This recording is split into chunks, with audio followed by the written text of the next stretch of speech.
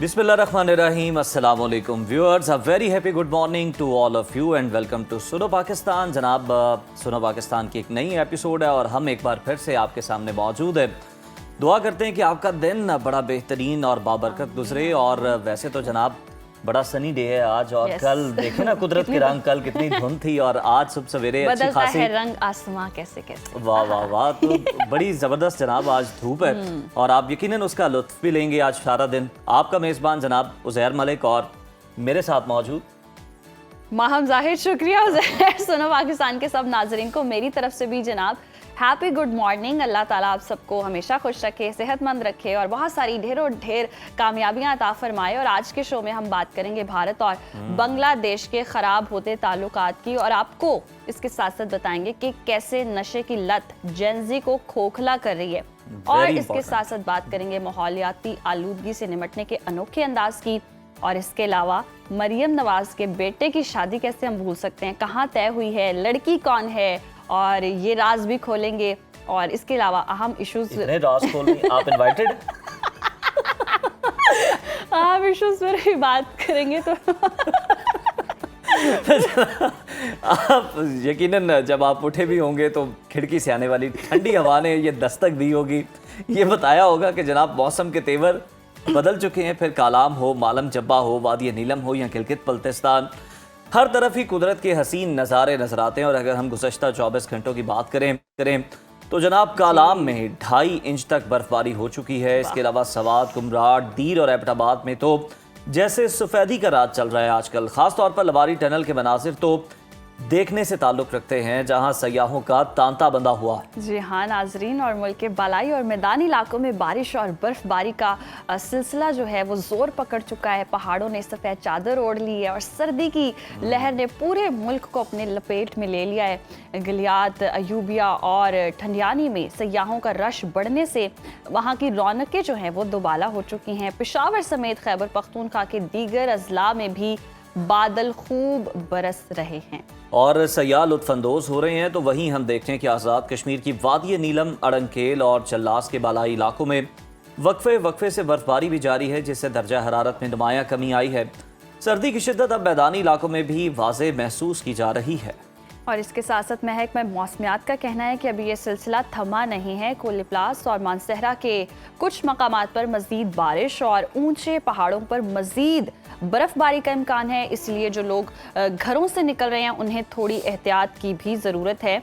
थोड़ा प्लान करके अपना सफ़र करें और कुदरत के हसीन नज़ारों से ज़रूर लुत्फ़ उठाएं, लेकिन अपनी हिफाजत का भी ख्याल ज़रूर रखें। और इस तरह की खबरें बताते हुए या मनाजिर देखते हुए सर्दी सी लगना शुरू हो जाती है और दिल करता है स्टूडियो से उठ के हम भी इन वादियों में चले जाएं। चलें जनाब, ये तो हम कोई प्लान कर सकते हैं इस पर, लेकिन अभी आपको बता दें कि वो वक्त ज़्यादा पुराना नहीं है जब बांग्लादेश पर भारत के प्रॉक्सी का लेबल चस्पा था। हसीना वाजिद की हुकूमत के खिलाफ नौजवानों की बगावत के बाद हालात ने ऐसा पलटा खाया कि बांग्लादेश और भारत के ताल्लुकात उस वक्त एक इंतहाई नाजुक मोड़ पर खड़े हैं और खित्ते में सिक्योरिटी खदशात बढ़ गए हैं। और देखा जाए तो जनाब हालात पिछले दिनों बांग्लादेश के अंदर इंतहाई कशीदा रहे स्टूडेंट रहनुमा के कत्ल के बाद। जी बिल्कुल, और इसके साथ साथ हम देख रहे थे कि बांग्लादेश ने भारत में मौजूद अपने हाई कमीशन बराए भारत नई दिल्ली और असिस्टेंट हाई कमीशन अगरतला में काउंसलर खिदमात और वीज़ा कार्रवाइयाँ मुअत्तल कर दी हैं। बांग्लादेशी वजारत ख़ारजा के मुताबिक ये फ़ैसला सिक्योरिटी खदशात के बाइस किया गया है, तहम इसके पस मंज़र में कई संजीदा वाक़यात भी सामने आए हैं। ये फैसला उस वक्त सामने आया जब दिल्ली में बांग्लादेशी हाई कमीशन के बाहर एक इंतहा पसंद ग्रुप अखंड हिंदू राष्ट्र सेना के 20 से 25 अफराद ने एहतजाज किया, बांग्लादेश मुखालिफ नारे लगाए और हाई कमिश्नर मोहम्मद रियाज हमीदुल्लाह को बराह रास्त धमकाया।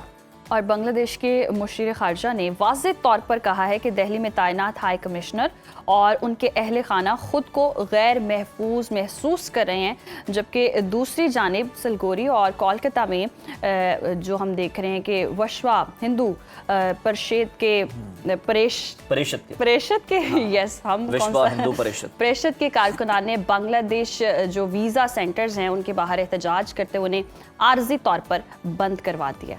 इन्हीं तमाम तर मामलात पर बात करने के लिए हमारे साथ मौजूद हैं बांग्लादेश से सीनियर सहाफ़ी माहद, जो तमाम तर सूरत हाल को ना सिर्फ ग्राउंड रियलिटी के साथ बल्कि डिप्लोमेटिकली और रीजनल एस्पेक्ट से भी देख रहे हैं। बहुत शुक्रिया बाद साहब आपके कीमती वक्त का।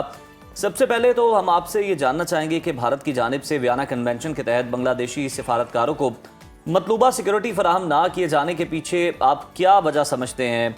डराया जा रहा है, धमकाया जा रहा है, मकासद क्या हासिल करना चाहता है Bharat?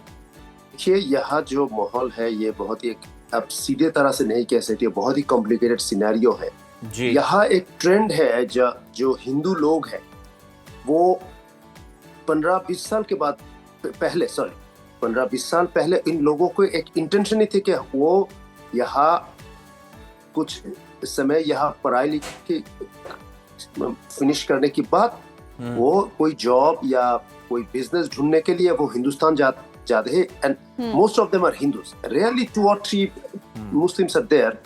So they had this kind of trends, but for the last 10-15 years, that trend has, you can say, come to a very, you can say, वो संख्या बहुत कम हो गई है। मगर आप इस वक्त बहुत सारे लोग यहाँ जो सिचुएशन के होने के बाद बहुत सारे प्रोटेस्टर्स पिछले साल के बाद हिंदू लोगों को टारगेट कर रहे थे। अच्छा। कुछ ज्यादा नहीं, क्योंकि इन लोगों के पे भी ऐसे ही माइंडसेट है, जो हिंदू है वो लोग अवामी लीग को सपोर्ट करते थे और इन ब्लाइंड। ये फुल सिनेरियो नहीं है। बहुत सारे हिंदू लोग हैं जो अवामी लीग से परेशान थे। अवामी लीग दोस्त बन के इन लोगों को घर बताइए या जमीन, लैंड्स, प्रॉपर्टीज लूटते थे। बट फिर भी इन लोगों का हमारा एक माइंडसेट थे कि ये बांग्लादेश, या क्या कहूँ कि ये जो हिंदू लोगों को साथ अवामी लीग के बहुत अच्छे रिश्ते हैं, इसीलिए इन लोगों को भी डरा रहा है, धमका रहा है। And one thing really happened, let me tell you, a person died, his name was Mr. Dash. He died he was killed in Mymensingh. उनके बारे में एक इंजाम है कि ये हमारा बिलावेड प्रॉफिट मोहम्मद सल्लल्लाहु अलैहि वसल्लम के बारे में बहुत उल्टा सीधा या गालियां दी है, उल्टा सीधा बताइए, मगर ये दरअसल झूठ है। ये इसके कोई सच्चाई नहीं है। हुआ क्या जी कि वो एक गारमेंट्स फैक्ट्री में काम कर रहे थे। वो 2 साल के लिए उसके जो प्रमोशन थे वो नहीं दे रहे। और उस दिन जो 3 दिन पहले जो हुआ, लास्ट सैटरडे में, जो उसे उसके नौकरी से निकाला गई है। और उसी वक्त ये दाश बाबू ने जो कहा कि मुझे तनख्वाह दीजिए, मैं बहुत गरीब इंसान हूँ, अगर आप पैसा नहीं तो मेरा पेट कैसे चलेगा। तब उसको उस फैक्ट्री का लाइन मैनेजर, उसके साथ बहुत सारे, ये क्या कहूँ, उसके साथ बहुत ही क्या मतलब हॉस्टाइल रिलेशन थी वो उसको लेबर की, मिस्टर दास की। तब क्या हुआ, उस मैनेजर में उस पर ये इल्जाम लगाइए कि ये हमारा प्रॉफिट के बारे में उल्टा सीधा कहा, गालियां दी। इसीलिए बहुत सारे लोग आए जो वेंडलाइजिंग करते थे, तो उसे मार मार के उसको लाश को उल्टा लटका कर जला दिया, जैसे सेकेंड वर्ल्ड वॉर में बेनिटो मुसोलिनी के तरह के साथ हुई। तो इसके बाद हमने ये देखा कि ये उसका पर्सनल दुश्मनी के लिए ये काम किया गया। So, इसके बाद यहाँ माहौल बहुत बिगड़ गई। और इसके एक दिन पहले ढाका में डेली स्टार और प्रोथोमालो के ऑफिस में भी वेंडलाइजिंग और आग लगा कर जहाँ रख कर दी।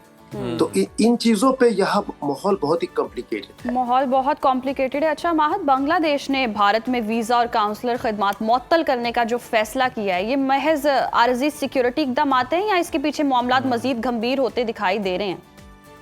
ये मैं कहूँगा कि ये सिक्योरिटी इशू थे, मगर ये मैं कहूँगा ये टेम्पोररी है। ये बहुत दिनों के लिए ये पाबंदी ज्यादा दिन, मतलब लॉन्ग टर्म के लिए नहीं, शॉर्ट टर्म के लिए। ये क्या कहूँ, पिछले हफ्ते भी हिंदुस्तान भी हमारा ये वीसा बैन लगाई है, मगर 24 घंटे के अंदर भी वो लिफ्ट कर दी। एक चीज मैं बताऊं कि आप सोच रहे हैं कि यहाँ इंपोर्ट एक्सपोर्ट बहुत कम हो रही है, ये बिल्कुल गलत है। सही। अभी भी हिंदुस्तान से यहाँ बहुत सारे एक्सक्लूसिव आइटम्स इंपोर्ट हम कर रहे हैं, वो भी यहाँ एक्सपोर्ट कर रहे हैं, मगर बांग्लादेश से एक्सपोर्ट नहीं हो रहा है। महद, अगर आप हो यहीं रहा से है कंटिन्यू बहुत कीजिएगा। मैं यहाँ पर एक बात जरूर ऐड करना चाहूंगा कि भारत जो है वो Yes. Export Yes. कर रहा है दहशतगर्द भी बांग्लादेश के अंदर। हमने देखा कि उस्मान हादी के जो कत्ल का मामला है, ढाका ट्रिब्यून ने जो रिपोर्ट किया है वो बड़े खौफनाक हकाइक है कि किस तरह से वो दहशतगर्द जो है वो भारत से बांग्लादेश के अंदर भेजे गए और उन्होंने आकर टारगेट किलिंग की बाकायदा उस्मान हादी। देखिए जो हुआ ये अभी भी ये कंफर्म नहीं हुआ वो शख्स कौन है। जी, जी वो तो बांग्लादेशी है। अभी भी ये कंफर्म नहीं है क्या वो फॉरेन कोई एजेंसी के एजेंट है कि यहाँ की एजेंट है। वो एक लोकल गुंडा थे, वो पढ़ाई करते थे, पढ़ाई छोड़कर वो गुंडागिरी में शामिल हो गई है। और पिछले साल वो उस क्या कहूँ अपराइजिंग या रेवोल्यूशन ऑफ जो कहना चाहिए उसके साथ इन्वॉल्व थे, मगर ये अभी तक कॉन्फर्म नहीं हुई। अगर और एक चीज अगर है वो कॉन्फर्म हो गई है, ये उसका नाम है फैसाल। तो फैसाल अगर कॉन्फर्म हुई तो वो है उनके खिलाफ रेड नोटिस क्यों नहीं की? अगर रेड नोटिस की तो वो रेड नोटिस होने के बावजूद वो कैसे फरार हो गई? So there's a big question, and the question rises against our authority. I'm not going to blame India, but I'm going to blame our authority that why did Bangladesh law and enforcement and intelligence and the immigration department let him go to India? So this is my question. I mean, raising my finger. महद, आपको क्या on my लगता own है man. सरेदस्त क्या वजह हो सकती है इसकी? मतलब उबूरी हुकूमत जो है वो इलेक्शन का ऐलान करती है और एक दिन के बाद ही उस्मान हादी को टारगेट कर दिया जाता है और उसके बाद लोग सड़कों पर निकल आते हैं, जलाओ घेराव होता है। ना मैं एक चीज कहूंगा कि उस्मान हादी अच्छे इंसान थे, दिल से ही अच्छे थे। मेरे बहुत सारे दोस्त उसे पहचानते थे। और एक चीज मैं कहूंगा उसके अंदर कुछ इमेच्योरिटी थे, तो इसीलिए वो उसको जितने सारे दोस्त है उतने ही उसका राइवल और उसका दुश्मन भी बनी थी। बहुत सारे लोग उसको पॉपुलैरिटी से जलते थे। तो ये एक चीज हो सकता है। और दूसरी, जिसने उसको मारने की फैसला की है उसको यही लाउड एंड क्लियर में क्रिस्टल क्लियर उसकी इंटेंशन है। उसका मकसद है कि हम लोगों को डराना और कैसे भी करके ये इलेक्शन को पोस्टपोन करवाना कि अगर इलेक्शन हो जाए तो उन लोग भी बेकायदा में आ जाएगी। और एक चीज और है कि उस्मान हादी ने वो पॉपुलर थे, मगर उन्होंने भी बहुत सारे लोगों को खुद का ही दुश्मन बनाई। अच्छा, ये एक वजह हो सकता है। और सही, ये तो वजूहात आपने बता दी। अच्छा महद, बीजेपी के मुसल्ला विंग, अखंड हिंदू राष्ट्र सेना और विश्व हिंदू परिषद जैसे गिरोहों के किरदार को जी ढाका में किस नजर से देखा जा रहा है? क्या उन्हें भारत की रियासती पॉलिसी से जोड़ा जा रहा है? देखिए एक चीज है, they are in power, BJP is in power, no matter what they say. Well, there also policy makers of BJP, और वीएचपी के साथ आरएसएस भी शामिल था। आपको मैं याद दिलाना चाहता हूँ, आरएसएस वही इंस्टीट्यूशन है, वही पॉलिटिकल एंटिटी है जिसने आज से तकरीबन 80 साल पहले वो महात्मा गांधी का कत्ल किया। नाथुराम गॉडसे, ये कहूँगा विष्णु करकरे, नारायण आप्टे, गोपाल गॉडसे, ये सब लोग इस साजिश के साथ जुड़ी हुई थे ना। उन लोगों ने जो करना चाहे, देखिए हम लोग इन लोगों से कुछ ज्यादा थ्रेटन नहीं है। और एक चीज मैं कहूंगा कि हम लोग उन लोगों को नफरत के रूप से देखते हैं। क्या ये लोग कह रहा है कि ये अखंड भारत करेगी, ये वैदिक भारत को इस्टैब्लिश करेगा, मगर अंदर अंदर ये लोग हेट्रेड या क्या कहूँ कि रिलीजियस हेट्रेड, एथनिक हेट्रेड ये स्प्रेड करते हैं कि हिंदू के सब हिंदू होना चाहिए। वो मैं एक चीज दावे के साथ कहता हूँ, अगर आप वेस्ट बंगाल जाए, if you go to West Bengal, Bengali लोग वहाँ जो है, ये लोग इसे मुस्लिम टेररिस्ट से भी ज्यादा नफरत इन लोगों से करते हैं। I have seen in front of my own eyes. मैंने खुद जाके वहां देखा कि अगर क्या मुसलमान हो ठीक है, अगर तुम एक्सट्रीमिस्ट हिंदू हो वह यहाँ से निकल जाओ, ऐसे ही एटीट्यूड उन लोगों के तरफ है। मगर क्या कहूँ, इस चीजों पे ये लोग मोमेंटम गेन कर रहा है और सेंट्रल गवर्नमेंट की भी इसके साथ भी है। सही। अच्छा हम देख रहे हैं, ये भी सूरत हाल है माहद के हसीना वाजिद के बाद हुकूमत के जो खात्मे के बाद हमने देखा भारत और बांग्लादेश के ताल्लुकात अब किस तरह के हैं, पॉइंट ऑफ नो रिटर्न पर पहुंच चुके हैं? नहीं, ऐसे हम ऐसे एज्यूम या सोच सकते हैं, मगर जी जो अगर ग्राउंड रियलिटी बताए, सच्चाई बताए, सच्चाई कुछ और है। अभी भी हजारों नहीं लाखों लोग मेडिकल वीजा के लिए एप्लीकेशन कर रहा है। मानता हूँ इस वक्त मेडिकल वीजा मिलना कुछ ज्यादा डिफिकल्ट है, मगर अगर आप हाई कमीशन इन Kolkata, astern high commission Kolkata, वो अभी भी ओपन है। उससे ज्यादा इफेक्ट नहीं हुआ क्योंकि वहाँ लोग भी बंगाली है। वहाँ भी हाई कमीशन के बाहर कुछ प्रोटेस्ट हुई, मैस स्केल में नहीं। जी एक चीज मैं बताऊं कि मैंने जैसे ही कहा कि पिछले दिन मैं तो एक डिपार्टमेंटल स्टोर में गई, वहां जाके देखा जितनी सारी एक्सक्लूसिव आइटम्स है, इंपोर्टेड, मतलब मेडिकेटेड शैम्पूज, मेडिकेटेड टूथपेस्ट और other products, very high, I mean जो कहूँगा हम टिपिकली हम इंपोर्ट करते हैं। अच्छा, सही। ऐसे ही प्रोडक्ट्स और कंज्यूमर प्रोडक्ट्स हम 70% हिंदुस्तान से ही हम इंपोर्ट करते हैं।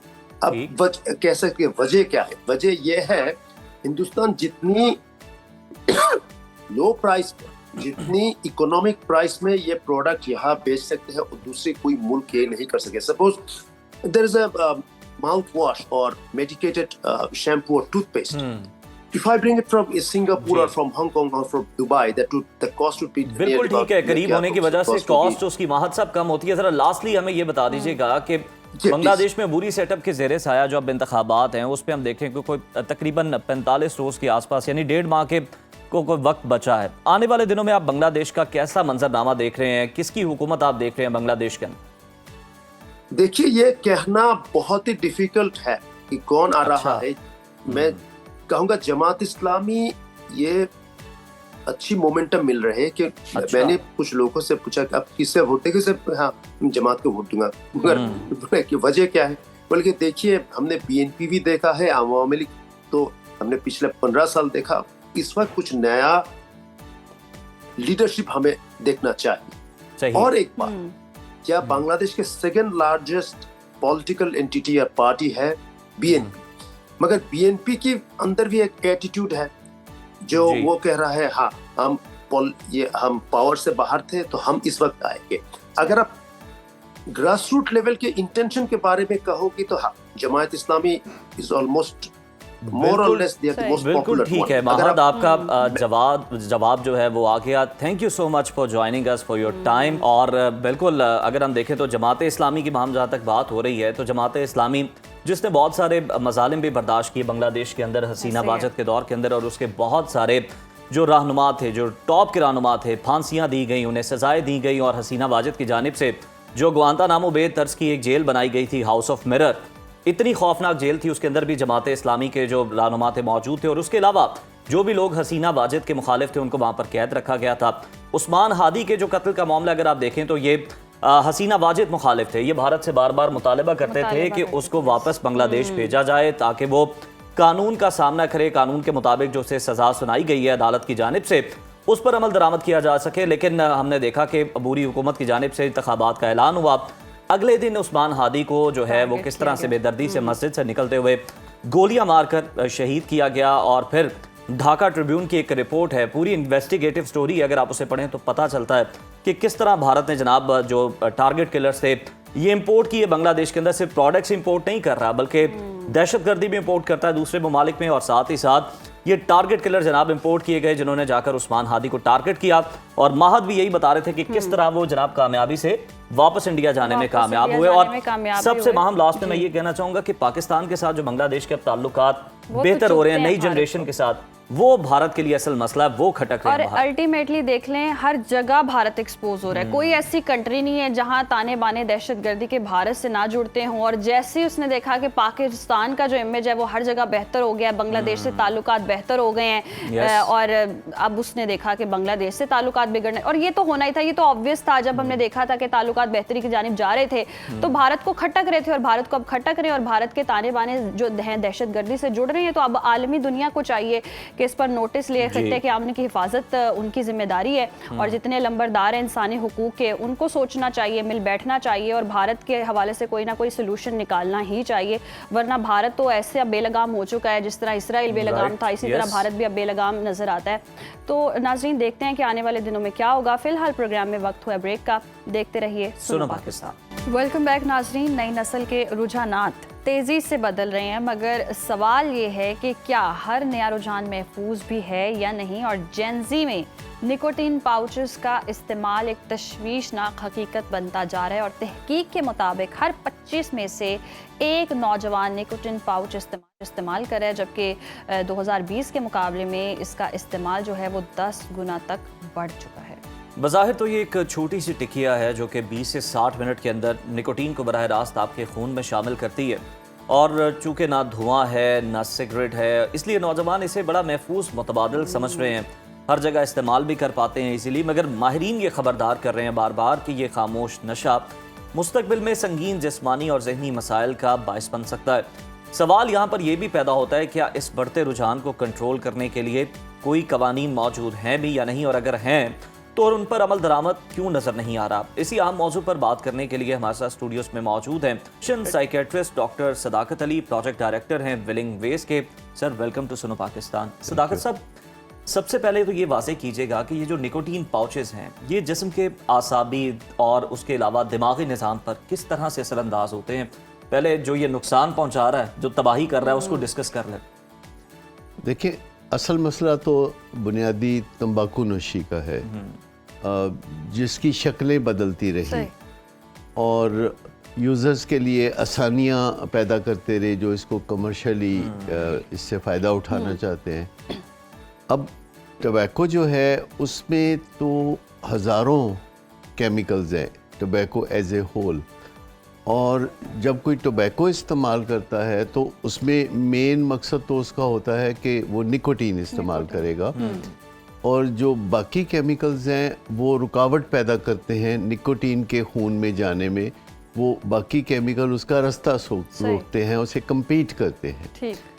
लेकिन ये जो नए तरीके आ गए हैं जिसमें इलेक्ट्रॉनिक सिगरेट की बात है या ये पाउचेस की बात है, तो इसमें अब उन्होंने प्योर जो असल चीज़ है जो अट्रैक्ट करती है यूज़र को, निकोटीन, जो कि सबसे ख़तरनाक चीज़ है, वो उसको प्योर कर दिया। अच्छा। और उसके साथ जो एब्जॉर्प्शन है उसका कोई कंपटीशन नहीं है, यानी जो पाउच है उसमें सिर्फ निकोटीन है और वो किसी दूसरी चीज़ के साथ उसका कंपटीशन नहीं है खून में जाने के लिए, लिहाजा वो बेतहाशा रश करके खून में जाती है निकोटीन, और उसकी जो डोजेज है वो अनलिमिटेड बन जाती है। जबकि अगर कोई हुक्का पीता है या सिगरेट पीता है, और मैं रिकमेंड नहीं कर रहा कि वो हुक्का या सिगरेट पिए, जब कोई हुक्का या सिगरेट पीता है तो निकोटीन को दूसरे हज़ारों केमिकल से compete करना पड़ता है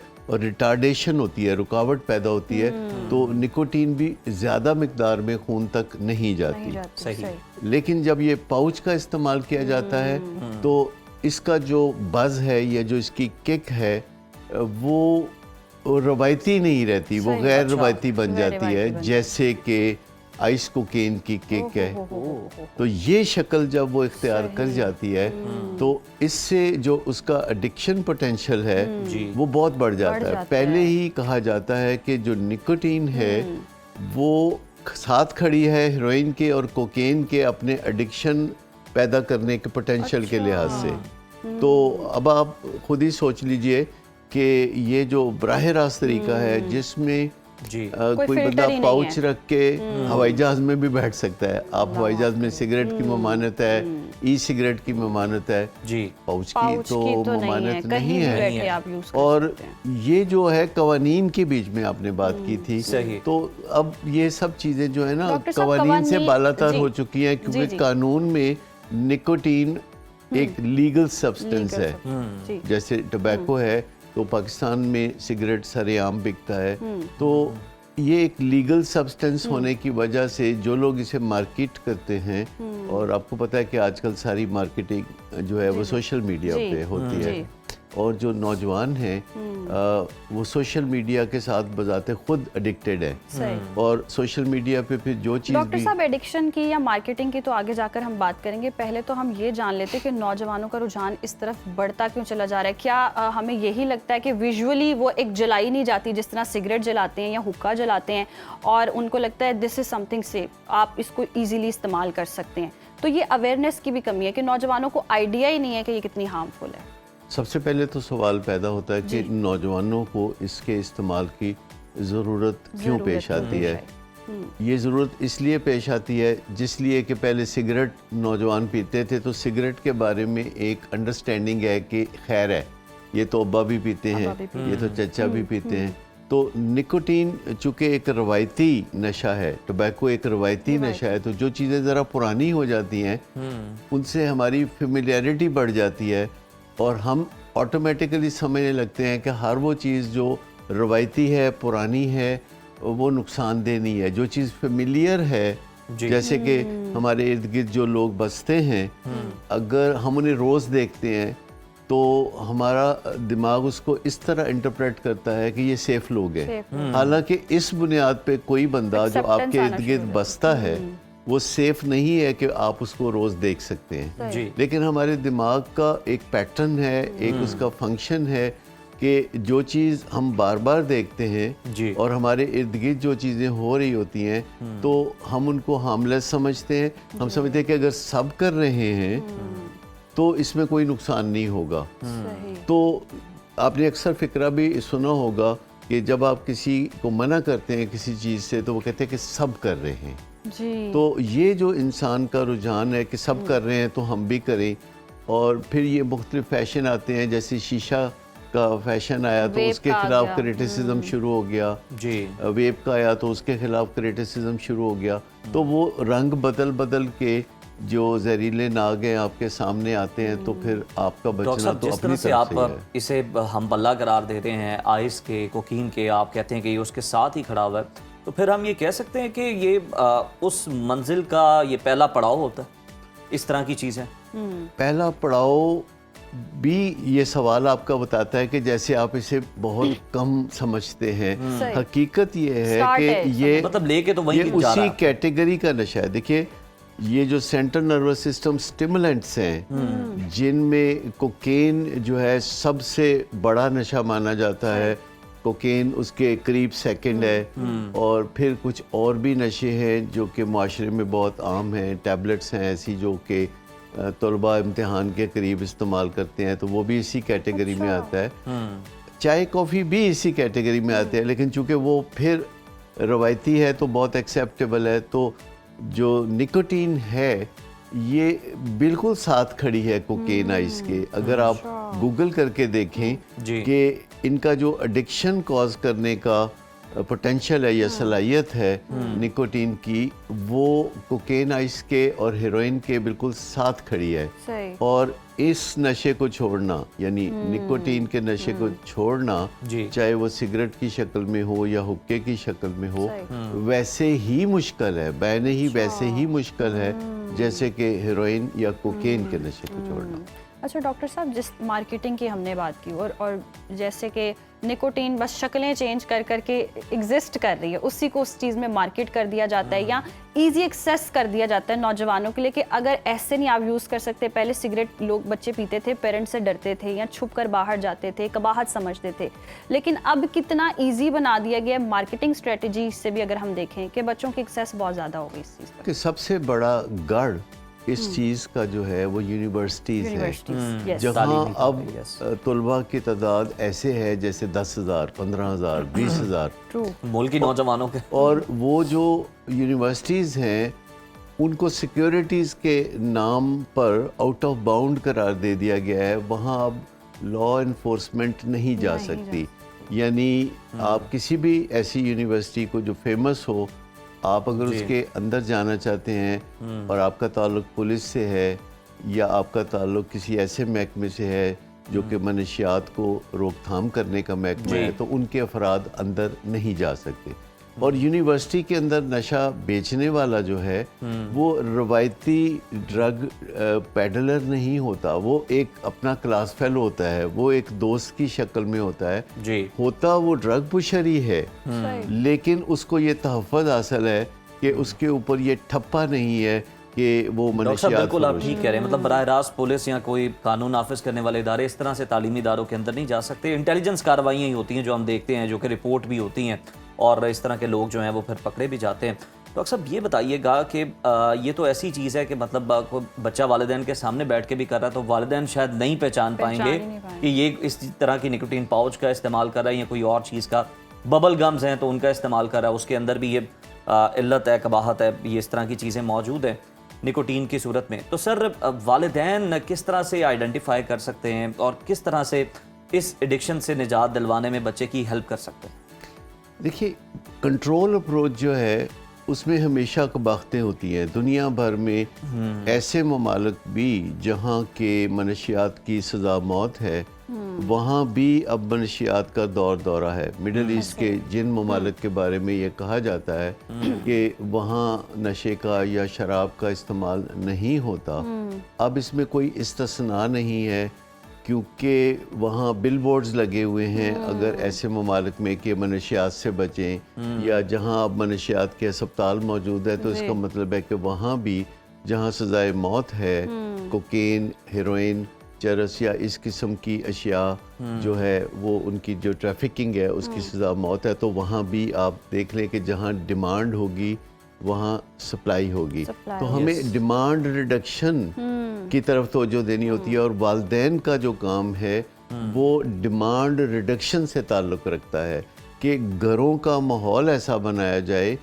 कम्युनिकेशन ऐसी हो कि वहाँ और डिमांड ही बच्चों को पैदा जो ना हो। अवेयरनेस है अर्ली ऑन दी जाए। जैसे 4 साल जी। की उम्र से पहले आप उन्हें मज़हब के बारे में बताते हैं ताकि वो उसके मुताबिक ज़िंदगी गुजारें, इसी तरीके से आप अपने बच्चों को मनशियात के बारे में बताते हैं कि किस तरह इनसे बचना क्यों ज़रूरी है। दूसरी बात यह है कि वालिदैन का और औलाद का जो रिलेशनशिप है ये अब वो रवायती नहीं रहा कि जिसमें वालिदैन बस बच्चे पैदा करते थे और अपने माँ बाप को देखते हुए उन्होंने जो सीखा था पेरेंटिंग का तरीका वो अपने बच्चों पे इस्तेमाल करते हैं। आज के बच्चों को आप पेरेंटिंग के रवायती तरीक़ों से नहीं पाल सकते, आपको स्पेशल ट्रेनिंग होनी चाहिए। अगर आपने शादी करनी है और बच्चे पैदा करने हैं तो मैंडेटरी ट्रेनिंग होनी चाहिए कि पेरेंटिंग आप पहले सीखें, क्योंकि आपने नस्ल को आगे बढ़ाना है और नस्ल को महफूज तरीके से आगे बढ़ाना है। तो मैं कहता होता हूँ कि वालिदैन को चाहिए कि जैसे बच्चों को बाकी सारे हिफाजती टीके लगवाते हैं तो मनशियात से हिफाजत का भी हिफाजती टीका रियासत भी तो माँ की तरह ही होती है। रियासत को क्या किरदार अदा करना चाहिए देखा जाए तो हुकूमत को क्या करना चाहिए? मतलब हम देख रहे हैं कि सिगरेट्स वगैरह को इनको डिस्करेज करने के लिए इन पर टैक्सेस बहुत ज़्यादा आयद कर दिए जाते हैं, फिर जो इम्पोर्टेड सिगरेट है उनके लिए पकड़ धकड़ भी की जाती है। इस ज़मन में क्या होना चाहिए, क्योंकि अभी तक लगता है ये बचे हुए हैं हुकूमत की नज़र से, क्या इक़दामात हुकूमत को करने चाहिए आपकी नज़र में? देखिए, रियासत का पहला काम यह है कि जो चीज़ कंफर्म है कि नुकसानदेह है उसकी अवेलेबिलिटी नहीं होनी चाहिए। ये जो सिगरेट या निकोटीन या ई सिगरेट्स या ये सारा पैराफर्नेलिया जो मार्केट में खुलेआम बिकता है तो इस पे कदगन होनी चाहिए और पाबंदी होनी चाहिए। अब वो वक्त आ गया है कि जो खुलेआम ये जो सिगरेट बिकते हैं और ये चीज़ें बाज़ार में फ़रोख्त होती हैं तो इस पे सख्त पाबंदी होनी चाहिए। लेकिन आपको पता है कि आजकल जो ऑनलाइन बिजनेस हैं उनके ज़रिए भी ये सारे जो धंधे हैं, काले धंधे हैं, वो चलते रहते हैं। तो नई लेजिस्लेशन की ज़रूरत है, नए तरीक़ों से इनको रोकथाम बिल्कुल करने दुरुस्त फरमाया के- डॉक्टर साहब आपने कि रियासत को भी ज़रूरत है नई पॉलिसीज़ बनाए, अच्छी पॉलिसीज़, मौसर पॉलिसीज़ बनाए, और पेरेंट्स को भी चाहिए कि अपने बच्चों का ख्याल रखें। अगर लास्टली बताइएगा, अगर कोई नौजवान जो निकोटीन पाउचेस का आदी हो चुका है तो मुमकिन है कि उसका इलाज हो सके और वो जी छोड़ सके, और वालिदैन के लिए फिर क्या हिदायत है आपकी? देखिए, हर नशा जो है हर स्टेज पे छोड़ा जा सकता है, और सबसे पहले हमें ये बात समझनी होगी कि जो नशा है छोड़ना ये विल पावर से मुमकिन नहीं होता। अच्छा। ऐसी विल पावर सिर्फ 4% लोगों की होती है कि अपनी विल पावर की बुनियाद पर वो कोई भी नशा छोड़ सके या कोई भी बुरी आदत छोड़ सके और कोई भी अच्छी आदत अपना सके। अपना सके। बाकी 96% लोग जो हैं उनको विल पावर के मुतबादल जो है मेडिकल ट्रीटमेंट में जाना होगा। It is a medical problem. सबसे पहले हमें मनशियात के बारे में ये अंडरस्टैंड कर लेना चाहिए कि हर नशा करने वाला एडिक्ट नहीं होता, सही। लेकिन जो एडिक्ट होते हैं उनको विल पावर मदद नहीं करती, उनके लिए मेडिकल ट्रीटमेंट चाहिए। और राइट। इसे मॉरल इशू समझने की बजाय एक मेडिकल इशू Medical समझना issue चाहिए। समझें। तो आप देखिए कि ज़्यादातर लोग जो मनशियात की बीमारी में मुब्तला होते हैं, कई कई साल उनके अहले खाना खुद ही कोशिश करते रहते हैं, चौकीदारा करना, पुलिसिंग करना, कोई मारधाड़ भी कर देना, ज़बरदस्ती धमकी भी देना। These things don't work. सही। अब वक्त ने साबित कर दिया है कि ये एक प्योर मेडिकल इशू है। Medical issue अगर कोई नशा करता है तो 20% इम्कान है कि वो बिल्कुल, एडिक्ट ये किसी भी medical- किस्म का ये नशा, moral और नहीं ये बल्कि medical बड़ा issue है। important मैसेज है कि आपका मेडिकल बहुत इशू और important मेडिकल एक्सपर्ट के message, पास ही yes. जाना चाहिए इस तरह के केसेस में। बहुत शुक्रिया डॉक्टर सदाकत साहब आपके वक्त का। यहाँ पर वक्त हुआ चाहता है ब्रेक का। ब्रेक के बाद दोबारा हाजिर होते हैं। देखते रहिए सुनो पाकिस्तान। वेलकम बैक नाज़रीन। प्रोग्राम में एक और अहम मौजू शामिल कर लेते हैं। कौमी एयरलाइन PIA जो बरसों से खसारे, बद इंतज़ामी और कर्ज़ों की अलामत बनी रही, अब निजी शोबे के हवाले कर दी गई है। आरिफ हबीब कंसोर्शियम ने 135 अरब रुपए में PIA के 75% शेयर्स खरीद लिए हैं। हुकूमत कह रही है कि यह सौदा PIA को दोबारा अपने पाँव पर खड़ा करेगा, जबकि नाक़िदीन का कहना है कि 700 अरब रुपए के वाजिबात अवाम के सर डाल दिए गए हैं। तो सवाल ये है कि क्या वाकई ये पाकिस्तान की जीत है या एक और कौमी असासा सस्ते दामों बेचा गया है? आज हम इसी अहम फैसले का तफसीली जायजा लेते हैं। हमारे साथ मौजूद हैं माहिर मईशत नदीमुल हक sahab. Nadeem sahab, good morning sir and welcome to Suno Pakistan.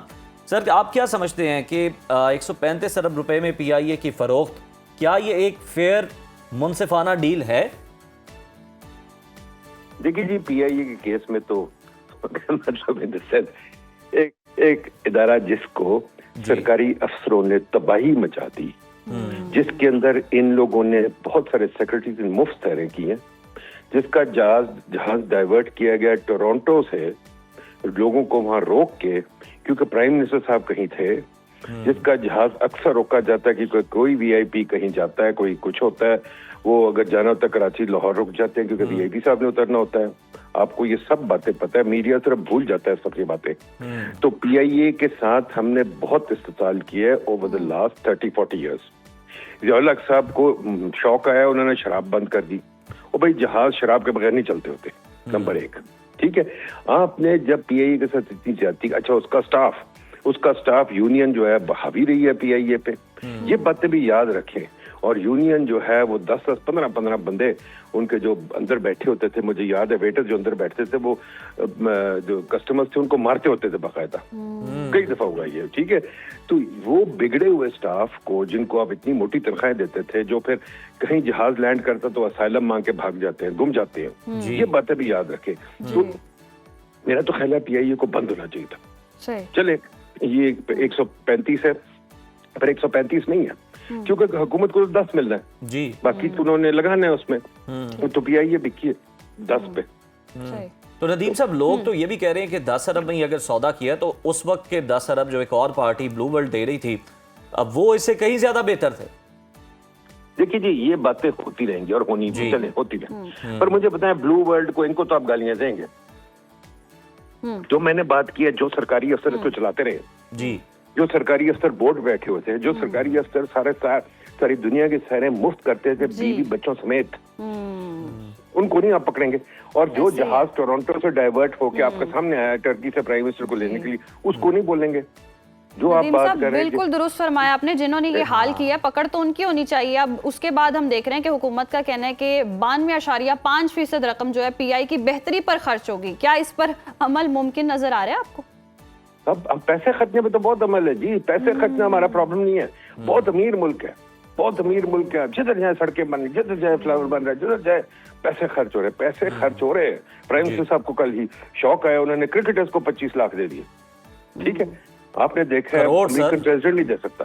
ठीक, तो खुदा के वास्ते पैसे खर्चना, आप एक बादशाहत में रह रहे हैं, आप डेमोक्रेटिक हुकूमत, पैसे खर्चना हमारा कोई प्रॉब्लम। जब मूड आता है पैसे खर्च दो, लैपटॉप बांट दो, ये कर दो, वो कर दो, पार्लियामेंट से अप्रूवल की जरूरत ही कोई नहीं। तो पैसे का कोई मसला नहीं, मसला ये है कि हमने टैक्स इकट्ठा करने के, हम पैसे खर्चने का बहुत शौक है। तो फिर सारी हुकूमत इन्होंने इकोनॉमी बिठा दी है टैक्स इकट्ठा कर करके। अब माशाल्लाह ठीक है, रोते रहे, क्या फर्क पड़ता है। अच्छा नदीम ये बड़ी साहब, गहरी बातें हैं जी, सतही बातें नहीं है जो टीवी सतही बिल्कुल बातें करता बिल्कुल है। आप सही कह रहे हैं कि नेशनल फ्लैग कैरियर जो आपकी कैरियर एयरलाइन है, उसको आपने को बस की तरह इस्तेमाल करते रहे हैं, जहां दिल किया सवारियां उतार दी, जहां दिल किया चढ़ा ली। नदीम साहब, 700 अरब रुपए के वाजिबात हुकूमत ने अपने जिम्मे लिए, इसका बोझ अब आखिर किस पर पड़ेगा? अब मुलाजमीन को अगर हम देखें तो कहा जा रहा है कि साल का तहफ़्फ़ुज़ मिलेगा, सब कुछ वैसे ही मिलता रहेगा। मुलाजमीन को तो ये लोग इनाम देंगे जी, ये जो 70 अरब जो 110 अरब वो रख रहे हैं, मुलाजमीन को इनाम देंगे। ये देखना आप अगले 2-4 महीनों में ये मुलाजमीन को देंगे पैसा कि छोड़ जाओ यार, खुदा के वास्ते छोड़ दो। जो गवर्नमेंट को चाहिए था, जो गवर्नमेंट में हिम्मत नहीं थी कि इन मुलाजमीन को डंडा मार के बाहर निकालते हैं, इनको डंडा मार के इनके ऊपर फौज भेजते और कहते बाहर निकलो भाई, तुम नहीं ये काम कर सकते। जो बैठे हुए थे बस स्टूडेंट्स काम ही कोई नहीं करते थे, फिर घूम जाते थे जाके, यार इनको तो किसी ने पूछा नहीं। अब आप कह रहे हैं कि वो लगाएंगे पैसा इस चीज पे लगाएंगे कि इनको निकालना है। ऑफ कोर्स इनके साथ एयरलाइन नहीं चल सकती, इनको तो मैं एडवाइस करूंगा इनको निकालो फौरन, इनकी जरूरत ही कोई नहीं। पायलट साहब के जो है पता चल के क्या मुसीबत, सो क्वाइट फ्रैंकली ये ऐसे होगा। और पहले भी हो चुका, हर निजकारी में हमने पैसे दिए टैक्स पेयर ने। आप देख लें, जब बैंक्स हुए थे तो जो बैंक के लॉसेस थे कहाँ थे? आप लोगों ने, आपने दिए ना टैक्स। अच्छा, जब ये पीटीसीएल गई तो क्या हमने दिए ना? जो खसारा कोई नहीं लेता, खसारे छोड़ के जाते हैं जी, तो बस छोड़ के हम लोग सक्कर हैं, हम टैक्स पेयर सक्कर हैं। ठीक है, हमें रात के अंधेरे में जब मर्जी लूट लो, हम लूटने को तैयार है। ऐसे ही है, ऐसे ही है। तो नदीम साहब, इस निजकारी के बाद आप समझते हैं पीआईए बेहतर होगी? क्योंकि बेहतर बनाने के लिए जी सब कुछ किया जा रहा है। आई होप हो जाए जी, बड़ी अच्छी बात होगी, हो जाए। और अगर अब नहीं हो सकती तो फिर तो हो ही नहीं सकती। देखिए, प्राइवेट सेक्टर के हाथों में चलेगी, अच्छे लोग हैं, ये आदी हैं इस काम करने के, ये आदी हुकूमत से वो सब्सिडी लेने के, ये आदी हुकूमत से डील करने के लिए इनका बड़ा इन्फ्लुएंस हुकूमत पे। अब ये बाहर निकल के लड़के दिखाएं, हमें पता चले, क्योंकि मैं तो यही इंतजार करता है तो हमारा प्राइवेट सेक्टर जो घर के अंदर शेयर है, बाहर निकल के प्राइवेट कम्पीट करे ना। तो लेट्स सी, कम्पीट करें, बनाए जहाज, बनाए अच्छी चीज, बड़ा काम करने वाला। आफ्टर एमिरेट्स हमारे सामने बन गई है जी, वो ब्रायन एयर बन गई, हजारों एयरलाइंस बन गई हैं, चीन की एयरलाइन देखें बन गई हैं, अभी 10 साल पहले आई थी जी, बनाने को तो बन सकती हैं, बट पॉइंट ये कि वो फिर हमारे लोग बना के दिखाए ना। पता नहीं कि गवर्नमेंट को हिडन सब्सिडीज ना दे, दैट्स ऑल। बिल्कुल सही। नदीम साहब, आखिर में आपसे ये भी जानना चाहेंगे कि जिस तरह से बताया जा रहा है हुकूमत की जानिब से भी कि जो निजकारी के जिम्मेदार हैं वो भी ये कह रहे हैं कि जनाब ये पहला कदम है, अभी फिर हमने इंश्योरेंस जो है, इंश्योरेंस कंपनी है, उसके अलावा जनाब और बहुत सारी जो इस तरह के इदारे हैं इनकी निजकारी करनी है। तो आप समझते हैं कि ये दुरुस्त फैसला है, हुकूमत को फ़ायदा होगा इसका, और ये इदारे जो हैं ये भी बेहतर परफॉर्म कर पाएंगे जब ये निजी सेक्टर के पास चले जाएंगे? देखिए जी, इन इदारों में ठीक है जरूर बेचते, मैं तो बड़ा खुश हूँ बेचते। मैं तो कहता हूँ सबसे पहली चीज जो बेचे ना, जिसमें सबसे बड़ी जान है, जिसकी ये बात नहीं करते, जो सबसे बड़ा आपका सासा है, वो सरकारी घर है। आप जिस शहर में जाएं, सबसे अच्छी जमीन पे सबसे अच्छे घर सरकारी बने हुए, ठीक है।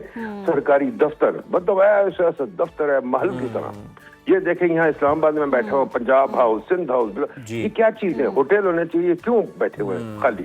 ठीक है, सरकारी घर। आप जीवार लाहौर जाके देखें, क्या आप जाके जीवार फैसलाबाद देखें, आप जीवार कोयटा देखें, आप जीवार इस्लामाबाद देखें, ये सारी जगह सरकारी घर जो बैठे हुए, मिनिस्टर्स कॉलोनी, जजेस कॉलोनी, ये तो बेइंतहा पैसे के। जी। इनकी तो बात नहीं करेंगे। ये छोटी बात कहेंगे, हाँ छोटे स्टील मिल में क्या कख भी नहीं रह गया। वो जो मशीनरी है वो खील पताशे वाला तराजू से लेके जाएगा, ठीक है। उसके ऊपर जमीन है, पर जमीन पर इन्होंने सरकारी घर बना दिए। तो मसला ये है कि जमीन का कारोबार है। डाउनटाउन हमारे फंसे हुए हैं बिकॉज ब्यूरोक्रेट्स वहां रहना चाहते हैं, गेटेड कम्युनिटीज में जजेस रहना चाहते हैं, वीआईपी रहना चाहते हैं, मिनिस्टर रहना चाहते हैं। इन चीजों को जिसमें प्राइवेटाइज करेंगे तो मैं मानूंगा। उसके अलावा ये सब कचरा है जो बेच रहे हैं। सही, बहुत ही वैलिड पॉइंट्स आपके आगे नदीम उल हक साहब, बहुत शुक्रिया आपके वक्त का। और अब ये निजकारी भी है, वी होप कि आने वाले दिनों में जी बेहतरी हो, आवाम की सहूलत के लिए अगर ये इकदाम उठाया गया है तो ये आवाम की सहूलत के लिए और आवाम को इससे फ़ायदा भी हो। जैसे नदीम साहब भी कह रहे हैं कि हुकूमतों के पास था तो बेड़ा ही गर्क हो गया हुआ था, बड़े ही मसले मसाइल थे और इसको तबाह करने में भी उनका हाथ है। मतलब उन्हें हालात का पता भी होता था, लेकिन उसके बावजूद वो आपकी कौमी एयरलाइन है तो उसको सपोर्ट करने के लिए भी उस पर ट्रैवल कर रहे होते थे, लेकिन उसके बाद वो कह रहे होते थे कि दोबारा इस पर ट्रैवल नहीं करेंगे। और फिर कुछ की मजबूरी ये होती थी कि डायरेक्ट फ्लाइट होती थी, मतलब कोई कनेक्टेड फ्लाइट नहीं होती थी, तो फिर पीआईए का इंतखाब जो है वो किया जाता था। लेकिन जनाब अब लगता है ये कि जिस कंसोर्शियम के पास ये गई है वो इसकी बेहतरी के लिए काम करेगा और उम्मीद भी रखते हैं। और फिर जो लोग हैं उनकी अव्वलीन तरजीह पीआईए ही होगी, वी होप। चलें जी, अच्छी उम्मीद करते हैं। अच्छी उम्मीदें हो रही हैं तो अच्छी बातें भी थोड़ी कर लेते हैं। कोई शहनाइयों की, कोई शादी की, और शादी भी जिसमें आपने कहा कि मैं गई थी मैंने पूछा था, मैं कहा आप इनवाइटेड हैं? नहीं, मैं दूर दूर से इनवाइटेड थी, मैंने देखी थी। तो नाजरीन, पंजाब की वज़ीर आला मरियम नवाज के बेटे जुनैद सफ्दर की दूसरी शादी की तैयारियां उरूज पर पहुंच गई हैं। ज़रा ये बता रहे हैं कि शादी जनवरी 2026 में मुनक़्क़िद होगी। कौमी असम्बली के साबिक़ रुकन शेख रुहेल असगर ने तस्दीक की है कि जुनैद सफदर की शादी उनकी पोती शानजे से तय हुई है और शानजे मरियम नवाज की छोटी बेटी माहनूर की करीबी दोस्त हैं और दोनों ख़ानदानों के बीच में आना जाना और क़ुर्बत के बाद ये रिश्ता जो है वो मुंतखब किया गया है। तो अभी जाना है मैंने आप तो कह रही थी दूर दूर से देखिए बहुत दूर अंदेश है। आप शेख रुहेल असगर के मुताबिक शादी की तकरीबात 16, 17 और 18 जनवरी को होंगी और ये तकरीब महदूद और सिर्फ करीबी अहले खाना दोस्तों की मौजूदगी में ही मुनक़्क़िद की जाएगी। यहाँ पर यह भी वाज़ेह करते चलें कि जुनैद सफ्दर ने अक्टूबर 2023 में अपने इंस्टाग्राम अकाउंट पर अहलिया से तलाक की तस्दीक की थी और अब जनाब वो जिंदगी का नया सफर शुरू करने चाह रहे हैं। बस वही वाली बात है, किसी दी एक नहीं हो रही किसी दी दूसरी की तैयारी हो।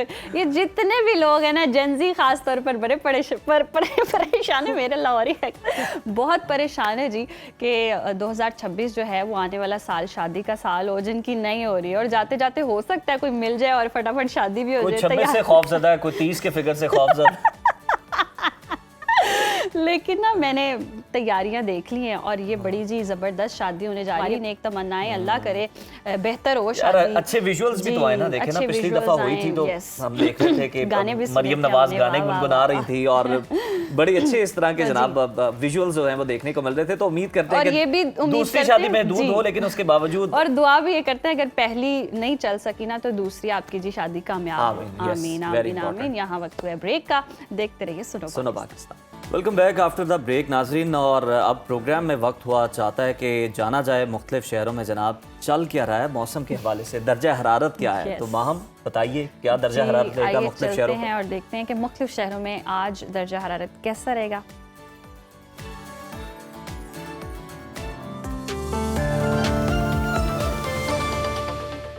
नाज़रीन, मुल्क के बेशतर इलाकों में मौसम सर्द और खुश्क, जबकि शिमाली इलाकों में शदीद सर्दी रहेगी।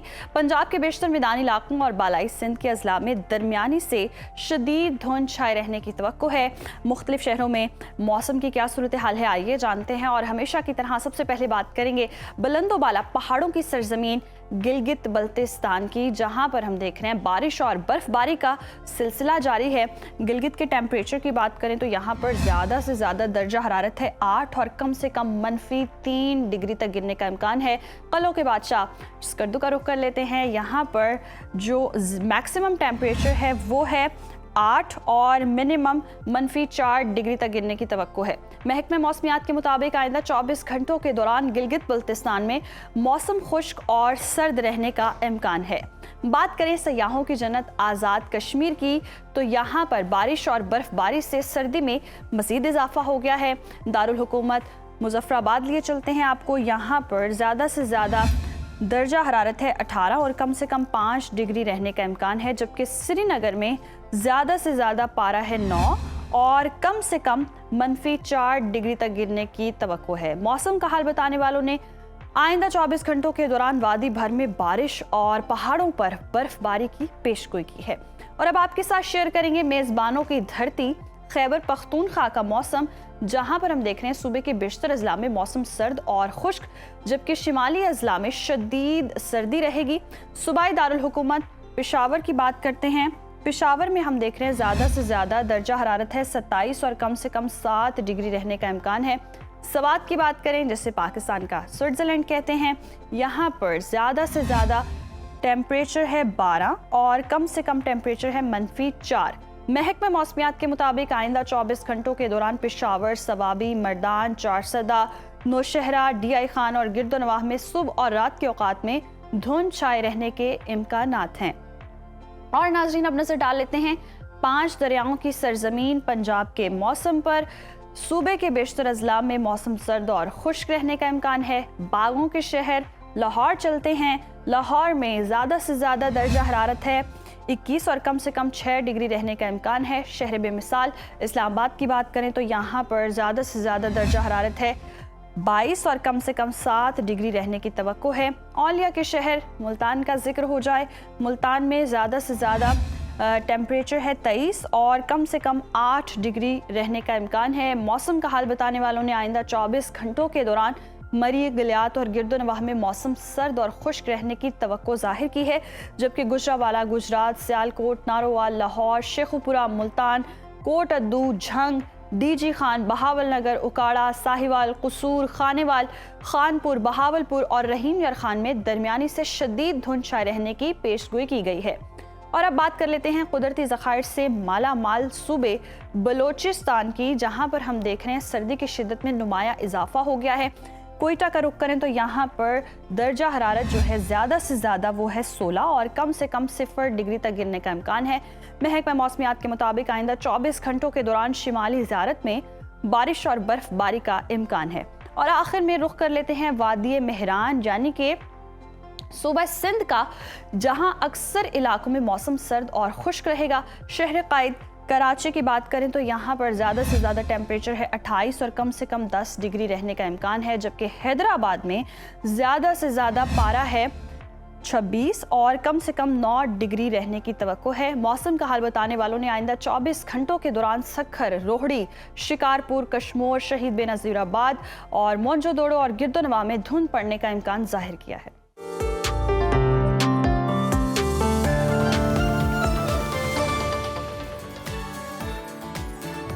ये तो जनाब आपने जाना कि मुख्तलिफ शहरों का दर्जा हरारत कैसा है, मौसम वहाँ पर कैसा है। अब उन इलाकों की बात करते हैं, शुमाली इलाका जात की, जहाँ पर बर्फबारी का सिलसिला चल रहा है। तो सवाद की बात जनाब हम कैसे भूल सकते हैं, पाकिस्तान का स्विट्जरलैंड है। मालम जब्बा क्या खूबसूरत पॉइंट है जनाब, जिप लाइन है, चेयर लिफ्ट है वहाँ पर और बहुत सारी अट्रैक्शंस हैं। तो वहाँ पर हमारे नुमाइंदे अब्दुल्ला शीरी मौजूद हैं। उन्होंने टूरिस्ट से कुछ बातचीत की है और मौसम के हवाले से वो हमें अपडेट्स भी देंगे। तो अब्दुल्ला शीरी, ओवर टू यू। मैं स्वात के सयाहती मुकाम मलम जबा में मौजूद हूँ और मौसम अबर आलूद है और बर्फबारी का सिलसिला दोबारा शुरू हो सकता है। सयाह मौजूद है, उनसे जानते हैं कि वो कहाँ से आए और उनको ये वादी कैसी लगी। Sir, first of all welcome to Swat. क्या कहेंगे, पूरी बर्फ है, खूबसूरत नज़ारे हैं, मौसम अबर आलूद है। जी, ये मौसम बहुत अच्छा है। यहाँ का ठंड है मगर बर्फबारी है तो मज़ा आ रहा है। और हम कराची से आए हुए, हम बाय रोड आए हैं। जैक T9 हंटर 4x4 गाड़ी है, उसमें हम आए हैं। बहुत मजा आ रहा है हमें अभी फिलहाल। आगे देखते हैं। ठीक है मैम, आप क्या कहेंगे, ख्वातीन को यहाँ पर आना चाहिए और मौसम के हवाले से बताएं, सर्दी है कि नहीं? जी जी, बहुत अच्छा मौसम है, ठंड भी है लेकिन मजा बहुत आ रहा है। हम बाय रोड आए कराची से। हम तो सबको यही कहेंगे कि जरूर आना चाहिए, क्योंकि बच्चों की भी छुट्टियां चल रही हैं अभी। तो जरूर आए यहाँ पर। बहुत अच्छी, हमारे अपने कराची में, हमारे अपने मुल्क पाकिस्तान में ही इतनी अच्छी अच्छी घूमने की जगह है, तो इसको ही एक्सप्लोर करें। बहुत शुक्रिया जी। सर, क्या सजेस्ट करेंगे सयाहों को यहाँ पर आना चाहिए, और खासकर होटलों के हवाले से बताइए कि होटल्स किस तरह है, महंगे हैं, सस्ते हैं, ये बताइए। मेरे ख्याल से लकी है, 2 दिन पहले जो यहाँ पे बर्फबारी स्टार्ट हुई है, तो जो हमारा सफर था वो उसको 4 चांद लग गए हैं। और होटल के रेट भी जो है वो सही है। आपको अगर लग्जरी भी चाहिए तो लग्जरी भी मिल जाएगी, और अगर आप अपनी अफोर्डेबिलिटी देखना चाह रहे हैं तो आपको अफोर्डेबल होटल्स भी यहाँ पर जो है वो मिल जाएंगे। और सब जगह पे सारी सहूलत, गर्म पानी वगैरह सब मौजूद है यहाँ पर, तो आना चाहिए लोगों को यहाँ पर। शुक्रिया जी, आपने उनकी बातें जानी तो उन्होंने सयाहों को भी पैगाम दिया कि आप यहाँ पर आ सकते हैं। बड़ी बर्फ है, लाइव बर्फबारी है, अगर आपने इसको एंजॉय करना है तो तैयार के साथ आप आए जी। वाह जी वाह, मालम जब्बा की हसीन वादियाँ, और हसीन वादियों में जब कराची के जो सयाह हैं वो जाते हैं तो वो बहुत एक्साइटेड और खुश होते हैं, क्योंकि कराची आप भी तो कराची रही हैं। कराची में सर्दी जरा कम होती है। अच्छा। और वो जैकेटें पहनने का मौका ही नहीं मिलता, लॉन्ग बूट्स पहनने का मौका ही नहीं मिलता, लगानी तो होती है ना तो वो तरस ही जाते हैं उस तरह की सर्दी हो कि ये जैकेट्स वगैरह पहन सकें। तो वो रुख जब करते हैं तो बहुत इंजॉय करते हैं, और करना भी चाहिए, उनका बनता भी है। वैसे तो सबका इंजॉय करना बनता है, देखें हमारा भी तो दिल ललचा रहा है ना, हम जाएं बर्फबारी देखें। तो जनाब ये सारी चीज़ें तो अपनी जगह पर मौजूद हैं, लोग एंजॉय भी कर रहे हैं। प्रोग्राम में आगे बढ़ते हैं जी। आपको बताएं कि इंसानी तारीख की शायद सबसे कदीम, सबसे गहरी और सबसे हसास जो बहस है वो खुदा के वजूद को लेकर है। एक बार फिर से ये बहस सुर्खियों में है जनाब, और सदियों से फ़लसफ़ी, मुफक्किर और दानिश्वर इस सवाल पर गौर करते आए हैं कि आया खुदा वाकई मौजूद है, या ये तसव्वुर इंसान ने अपनी बेवसी, खौफ और मुश्किल हालात में खुद को सहारा देने के लिए तख्लीक किया। पिछले दिनों भारत की दारुल हुकूमत नई दिल्ली में होने वाला एक मुनाजरा इसी सवाल के गिर्द घूमता रहा, जहां ईमान और इनकार ईमान दो मजबूत आवाज़ों की सूरत में सामने आए। बिल्कुल, और ये मुनाजरा महज एक फ़िक्री नशिस्त नहीं था, बल्कि इसके पीछे एक पूरा समाजी और सियासी पस मंज़र भी मौजूद है। बॉलीवुड के मारूफ नगमा निगार और दानिश्वर जावेद अख्तर, जो खुलेआम खुदा और मज़हब पर यकीन ना रखने का इजहार करते हैं, और मजहबी स्कॉलर हम देख रहे हैं, वहीन फाउंडेशन के बानी मुफ्ती शुमाइल दोनों एक ही स्टेज पर मौजूद थे, और ये मुबाहिसा जो है वो चल रहा था। इस मुबाहिसे की जो जड़ें हैं ये सितंबर के उस एहतजाज में छुपी हैं जब जावेद अख्तर के ख्यालात की वजह से कोलकाता में एक प्रोग्राम मनसूख हुआ, लेकिन इस पर आमने सामने बैठकर दलाइल दिए गए। जावेद अख्तर ने गजा के मासूम बच्चों की मिसाल देकर प्रॉब्लम ऑफ ईवल पर सवालात उठा दिए। जी उज़ैर, और ये कितनी दिलचस्प बात है कि इस मनाजरे में जावेद अख्तर की दलील खुदा के होने या ना होने से ज़्यादा उसके मुदाखलत न करने पर मबनी थी, और दूसरी जानिब हम देख रहे थे कि मुफ्ती शुमाइल जो हैं उन्होंने मंतक, रियाजी और आलमगीर इंसानी अक़ीदे के दलाइल से जावेद अख्तर को लाजवाब कर दिया। तो इसी अहम मौजू पर बात करने के लिए हमने दावत दी है चेयरमैन तहरीक जवानान पाकिस्तान अब्दुल्ला हमीद गुल साहब को। बहुत शुक्रिया आपके वक्त का। Welcome to Suno Pakistan. जिस तरह से हमने देखा, जावेद अख्तर एक तरफ खुदा के वजूद से इनकारी हैं, लेकिन दूसरी तरफ वो गज़ा के मज़ालिम पर खुदा के लिए जो कहते हैं कि जी मुखातिब भी उनको करते हैं। तो उनका ये जो एथियज़म पर या खुदा पर ये शिकवा शिकायत क्या है? बिस्मिल्लाहिर्रहमानिर्रहीम। बहुत बहुत शुक्रिया जी। सबसे बड़ी बात है कि खुदा ला शरीक है और हमारा पूरा मुकम्मल यकीन कामिल है अल्हम्दुलिल्लाह। जावेद अख्तर जो है वो उसकी बेगम शबाना आज़मी ये सारे के सारे जो है ये एथियस्ट मुल्हिद ख्यालात के मालिक हैं, और नाम के मुसलमान होने से जो है वो अमली कोई मुसलमान नहीं हो जाया करता। जहाँ तक ताल्लुक है उनकी, देखे ना, वो more loyal than the king अपने आप को प्रूव करना चाहते हैं। भारत जैसे एक पुरतशद्दद मुल्क में रहते हैं जहाँ मजहबी आज़ादी को सल्ब करने के हवाले से यूनाइटेड नेशन की रिपोर्ट जो आई है कि दुनिया में सबसे ज़्यादा मजहबी आज़ादी को सल्ब करने वाला मुल्क कोई और नहीं बल्कि भारत है। अब वो अपने आप को शाह से ज़्यादा शाह का वफादार साबित करना चाहते हैं। वो इस किस्म के बहस मुबाहिसे छेड़ रहे हैं। बात यह है कि आपको याद होगा कि एक तख्ते पे भी एक बच्चा पड़ा हुआ था जिसको अल्लाह ताला ने जो है वो बचा लिया था उस टाइम पे, लेकिन उसकी माँ जो थी वो नहीं बच पाई थी। उसके बाद जो है वो बच्चा जो है बढ़कर आगे क्या दुनिया के अंदर बना और क्या फितना फसाद पैदा किया। फिर जो है जब वो जन्नत में पैर रखने लगा तो फिर उसकी रूह कब्ज कर ली गई। तो ये बातें सारी बातें अपनी जगह हैं। अल्लाह ताला का अपना एक निज़ाम है। अल्लाह ताला जो है वो इंसानियत को आजमाता भी है, किसी को दे के आजमाता है, किसी को ले के आजमाता है। और अगर ऐसा होता तो फिर दुनिया के अंदर तो कभी कोई कत्ले आम ही ना होता, कभी जो है वो आद और समूद भी ना पैदा होते, कभी जो है वो इसी किस्म की जो मतलब जो हाबील और काबिल हैं वो भी ना पैदा होते। तो ये दुनिया है, ये एक परफेक्ट वर्ल्ड नहीं है। इट इज नॉट जन्नत, ये जन्नत नहीं है। जन्नत के अंदर जो है वो इंसान का एक अपना अपना एक सिस्टम मौजूद है जिसके हमें बताया गया है। लेकिन जहाँ तक जावेद अख्तर की बात है तो वो असल में हिंदुस्तान में रह के अपने आप को साबित करना चाहता है कि नहीं नहीं, मैं तो बड़े वो आज़ाद ख्यालात का मालिक हूँ। ऐसे बड़े आज़ाद ख्यालात के मालिक देखे हैं। एक दफ़ा कोई किसी चाइनीज़ से मेरी बात हो रही थी तो उन्होंने, वो भी इसी अंदाज के ख्यालात रखते हैं, तो उन्होंने एक दफ़ा बोला मुझे कि इंसान तो जो है वो जी मछली से पैदा हुआ। तो मैंने कहा जी ये बताओ कि मछली से फिर कौन, मछली किसने पैदा की? तो बात तो ये है कि खुदा की जो हकायक हैं, देखने वाले को तो खुदा जी। हर जगह नजर आता है। मुझे तो अभी सुनो टीवी के ये जो ट्रांसमिशन है इसमें भी खुदा नजर आता है। मुझे दिखाई देता है कि ये टेक्नोलॉजी जो है ये क्या है। अगर खुदाई ना हो तो फिर आपके फिजिक्स के असूल जो है वो तो जी। जाके ब्लैक होल के अंदर सिफर और हो जाते अब्दुल्ला हैं। साहब, तो ये वो सारी जो टेक्नोलॉजी है आपकी जिसका कुरान में ऑलरेडी पहले ही बरसों पहले जिक्र हो जी, चुका है। जी जी जी। जी। तो मकसद यहाँ ये है कि इसका हर चीज का कुरान में जिक्र है, लेकिन अगर कोई कुरान पढ़े तो सही ना। वाह। जावेद अख्तर ने जो है वो हिंदुआना किताबें पढ़ी हैं, उनका असर उनके ऊपर हुआ और उनके जो ख्यालात हैं वो बिल्कुल हालांकि अगर वो इस बात के ऊपर बात करते हैं, उनको क्या सिर्फ मुसलमानों का खुदा जो है वो जहन में आया? मैं तो यस। मैं उनके हिसाब से बात कर रहा हूँ। खुदा तो एक ही है, वाहिद है, लाशरीक जी। है, वो तो सबका है। लेकिन जो सही। हिंदुओं के, चलो जो भगवान को ही मान ले वो तो अब्दुल्ला भगवान का साहब, उनकी कॉन्सेप्ट तो ये वहाँ जो भी मौजूद है। दलील थी तो उसको आप किस तरह से देखते हैं? मतलब खुदा के वजूद से ज़्यादा वो जो मुल्क के अंदर या मुख्तलिफ ममालिक के अंदर या दुनिया के अंदर जो बुराइयां चल रही हैं, वो ये साबित करने की कोशिश कर रहे थे कि जनाब इससे ये साबित होता है कि कोई खालिक नहीं है, इसलिए ये सब कुछ दुनिया के अंदर चल रहा है। नहीं, खालिक तो बिल्कुल मौजूद है, लेकिन वो कहते हैं ना कि ना जाओ उसके तहम्मुल पर के है बेढप गिरफ्त उसकी। अल्लाह ताला जो है उसका अपना एक सिलसिला मौजूद है। और आप देख लीजिए कि किस किस्म के कई दुनिया में ऐसे वाकयात होते हैं। हजूर पाक सल्लल्लाहु अलैहि वसल्लम के जब बेटे जो थे 12 साल के इब्राहिम, तो वो जब दुनिया से रुखसत हुए तो आप सल्लल्लाहु अलैहि वसल्लम जो है वो बहुत अफसुर्दा हो गए, रंजीदा हो गए, रो पड़े।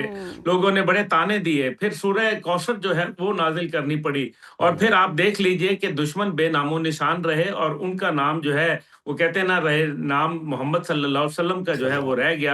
तो ये जो बातें कहनी कि जी गजा के अंदर जो हुआ, गजा के अंदर क्या सिर्फ जो है वो इंसानियत का कोई कसूर नहीं है? क्या मुस्लिम उम्मा का कोई किरदार नहीं होना चाहिए? क्या जो है वो दुनिया जो है, क्या अल्लाह ताला ये नहीं दिखाना चाह रहा कि दुनिया जिसको तुम बड़ी समझते हो कि अच्छी दुनिया है अच्छी और दुनिया मगरिब है। जो है और ये तमाम जो ममालिक हैं ये बड़े सोफिस्टिकेटेड हैं, ये बड़े इंसानियत के मानने वाले हैं। क्या हकीकत नहीं है कि गजा के अंदर जो मजालिम ढाए गए उससे इंसानियत के चेहरे पे पड़ा हुआ जो एक मासूमियत का नकाब, एक जो झूठ का नकाब था, वो बुरी तरीके से उतर चुका है। तो ये इसका एक दूसरा पहलू है। लेकिन बेशक जिंदगी देने वाला और जिंदगी लेने वाला ये भी तो खुदा की खुदाई है ना, खुदाई है, कि एक तरफ बेशक, जो है वो बेशक। निहत्ते लोग हैं और इजराइल की ताकत है, अमेरिका की बैकिंग है, यूरोप का असला है, उसके बावजूद जो है वो जंग हार रहे हैं। क्या ये खुदाई नजर नहीं आ रही? जी। क्या ये नजर नहीं आ रहा कि जो जो तैरन अबाबील थे फिर उन्होंने खाया हुआ बुश बना दिया था, ये भी तो फिर खुदाई थी ना। फिर ये भी खुदाई है कि जिस तरीके से आप देख लीजिए कि ये वो बहस है जो कुरान मजीद में बार बार बताई गई है कि क्या कुफार मक्का क्या कहते थे। काफरीन जो है वो हमेशा से कुफार यही कहा करते थे कि नहीं खुदा का तो वजूद नहीं है, खुदा का तो कोई नौजुबिल्ला कोई पता नहीं है और कहाँ है तुम्हारा खुदा। बिल्कुल दुरुस्त फरमाया अब्दुल्ला साहब आपने। ये बहस तो बरसों पुरानी है और हमेशा दो ही रास्ते निकलते हैं, खुदा को मानने वाले भी हैं, शैतान को मानने वाले भी हैं। और अगर खुदा ने हमें बनाया है, ये दुनिया बनाई है, तो दोनों रास्ते ही जाते हैं। और अशरफुल मखलूकात बनाया, फिर अकल समझ भी दी और फिर ये भी बताया कि अकल और समझ वालों के लिए इस दुनिया में निशानी है। और फिर ये भी कहता है कि कितनी नेमतें, कितनी रहमतें हैं और ये अकल और समझ वाले देखें तो उनको हर चीज़ में यकीनन, जैसे कि आपने भी कहा, कि खुदा नजर आएगा। और पिछले दिनों हमने भी देखा है इलॉन मस्क को भी कहीं ना कहीं वो कबूल करने लग गए हैं कि खुदा को उन्होंने जी तस्लीम कर लिया है कि कोई वजूद है। और ये क्या यही वजह है कि जावेद अख्तर साहब इतना इल्म होने के बावजूद भी खुदा के वजूद को तस्लीम नहीं कर पा रहे हैं? देखिए, इल्म याद रखिए, बहुत अच्छा आपने सवाल किया। देखिए, इल्म जो है वो जब कहा गया कि नबी सल्लल्लाहु अलैहि वसल्लम को कि पढ़, तो उन्होंने कहा मैं नहीं पढ़ सकता। तो फिर कहा कि अपने रब के नाम से पढ़। वो इल्म नहीं है जो, वो इल्म नाफे नहीं हो सकता, नफे वाला इल्म नहीं हो सकता जो रब के नाम से न पढ़ा जाए। तो वो तो आपको पता है कि शैतान जो था, इब्लीस, वो भी जो है वो एक बहुत जबरदस्त किस्म का अल्लाह ताला के साथ जो है उसका जो ताल्लुक है वो तो आपको पता ही है, बहुत जबरदस्त फरिश्ता था, लेकिन वो जो है इनकारी हो गया, खुदा के हुक्म से इनकारी हो गया। इसी तरीके से जो दुनिया में जिन्होंने फितना फसाद डाला वो सब जो है वो बाइल्म लोग थे, लेकिन फिर क्या हुआ, फिर उन्होंने फिरौन जो था वो कितना अक्लमंद था कि उसकी जो बनाई हुई तख्लीक है, आज भी साइंस जो है वो हैरान है कि ये जो पिरामिड्स हैं ये कैसे बन गए हैं, लेकिन उसको ये नहीं अकल आई कि जो दरिया को 2 कर सकता है वो दरिया को 1 भी कर सकता है। और आखिर यही हुआ, फिर आपने देखा कि क्या हुआ अंजाम। तो ये तमाम चीजें जो हैं ये वो जो ज्यादा पढ़ लिख जाते हैं ना, और फिर उसके अंदर जो एक नए जावियों को तलाश करने शुरू करते हैं, फिर उनकी मत मारी जाती है। तो जावेद अख्तर जो है वो उसकी मत मारी गई हुई है, उसके दिमाग में जो है वो खन्नास दूसरे लफ्जों में आ गया हुआ है। मैं इसके अलावा और क्या बोल सकता हूँ। इस किस्म के फितने, इस किस्म के फसाद, इस किस्म की बहसें जो हैं ये की जाती हैं, लेकिन क्या वजह है कि फिर आखिर क्रिश्चियनिटी जो है वो भी तो खुदा को यकीन रखती है, यहूदियत जो है वो भी तो खुदा को यकीन रखती है, और हिंदू मत जो है वो भी तो खुदा को यकीन रखता है। तो ये जावेद अख्तर को तकलीफ हो रही है, ये जावेद अख्तर ने जानबूझ के जो है वो एक बहस छेड़ी है जिसके ऊपर जो है पूरी दुनिया, बिलखसूस ये खित्ता जो है ये अब बातचीत कर रहा है। वो नहीं मानेगा किसी सूरत, वो सुम्मुम बुकमुन उमियुन फाहुम ला यरजिऊन हो चुका है। ये गूंगे, अंधे, बहरे हो गए हैं, ये नहीं पलटेंगे। ये अल्लाह ताला ने कुरान मजीद में बताया है, और इसकी बारहा जो है वो हमने जो है अमली तौर पर दुनिया के अंदर देखा है कि लोग जिन्होंने नहीं मानना उन्होंने नहीं मानना, ये सिर्फ जानबूझ के एक तीली लगाने वाला काम करते हैं। लेकिन अल्हम्दुलिल्लाह अल्लाह को मानने वाले भी मौजूद हैं और उनमें रोजाना इजाफा भी हो रहा है अल्हम्दुलिल्लाह। और उसकी जो लाशरीक होने का सबूत है वो मेरे ख्याल में अब्दुल्ला साहब, अगर क्रिटिकली आप देखें तो सोशल मीडिया पर अगर हम जो रिस्पॉन्स है उसकी बात करें तो जावेद अख्तर के जो दलाइल हैं, ये कहा जा रहा है कि किसी छोटे बच्चे की जो सोच होती है ये बिल्कुल उसी तरह के दलाइल हैं जिस तरह से वो मामलात को इधर उधर लेकर जा रहे थे और मरकजी जो नुक्ता था उससे हटके। आपको लगता है कि अच्छे नगमा निगार तो चले हैं ही, इस हद तक तो हम तस्लीम करते हैं, लेकिन उनके पास कोई ठोस दलील मौजूद थी इस पूरे मुबाहिसे के अंदर? नहीं, कोई ठोस दलील थी नहीं। देखे ना, मुफ्ती साहब ने जब उनको लाजवाब किया तो वो क्या उसका जवाब, देखिए काउंटर जो आर्गुमेंट है वो तो हर कोई देता है। जैसे मैं इसका एक सिंपल सा बता दूं कि एक कातिल जब कत्ल करके जज साहब के सामने जाता है तो जबरदस्त किस्म के वो काउंटर जो है वो आर्गुमेंट करता है। अगर जज जो है वो पढ़ा लिखा ना हो, अगर जज जो है वो समझदार ना हो, तो वो ये कहेगा कि जनाब आपने तो 2 टुकड़े किए थे, मेरे जैसा होता तो शायद 5 टुकड़े करता, आपने बिल्कुल सही किया। ऐसा नहीं कहता, वो उसको सजा देता है। वो उसको कानून के मुताबिक जो उसके अहकामात हैं, जो एक पैरामीटर्स डिफाइंड हैं कानून के, उसके मुताबिक चलता है। खुदाई का सबसे बड़ा नमूना जो है वो यही है ना। अगर ये मशरिक से सूरज निकलता है तो फिर मतलब आप खुद देखें ना, तो इसके मुतल्लिक कौन बता सकता है। ये बहस जो है वो हमेशा से चलती रही है, ये चलती आएगी। इस किस्म के लोग जो हैं वो दरमियान में ये साजिशें करते हैं। ये एक शैतान का तरीका है। शैतान को मानने वाले लोग मौजूद हैं, जैसे अभी आपने कहा कि जी शैतान को भी मानने वाले लोग हैं और वो उसके इंतजार में बैठे हुए हैं। काना दज्जाल जो है जब वो आ जाएगा तो फिर उसके बाद बहुत सारे कमजोर ईमान वाले जो लोग हैं वो, क्योंकि वो जमीन से जो है वो फसलें निकाल देगा, वो पानी निकाल देगा, लेकिन जो ईमान वाले होंगे वो उसके ऊपर यकीन नहीं रखेंगे, क्योंकि उसकी निशानियां बता दी गई। एक आंख होगी, बाल ऐसे होंगे जैसे सांपों की लट जो है वो लटे ऐसी होंगी जैसे सांप जो है वो लगे हुए हैं, ये सारी चीजें। लेकिन फिर भी लोग उसके ऊपर ईमान ले आएंगे जो कमजोर ईमान वाले। तो ये जो जावेद अख्तर है, ये इसके जो ख्यालात हैं, मैं इनको बिल्कुल शिद्दत से जो है वो रद्द करता हूं। और जिस तरह मुफ्ती साहब ने अपने दलाइल दिए, जावेद अख्तर उसके सामने एक रेत की दीवार साबित हुआ। बिल्कुल अब्दुल्ला साहब, बिल्कुल दुरुस्त फरमाया आपने कि कोई भी ईमान रखने वाला इस चीज को एक्सेप्ट कर ही नहीं सकता और डिनाई ही करेगा। और बड़ा ही स्ट्रॉन्ग रद्द-ए-अमल आया और उनको लाजवाब कर दिया गया। बहुत शुक्रिया आपके वक्त का।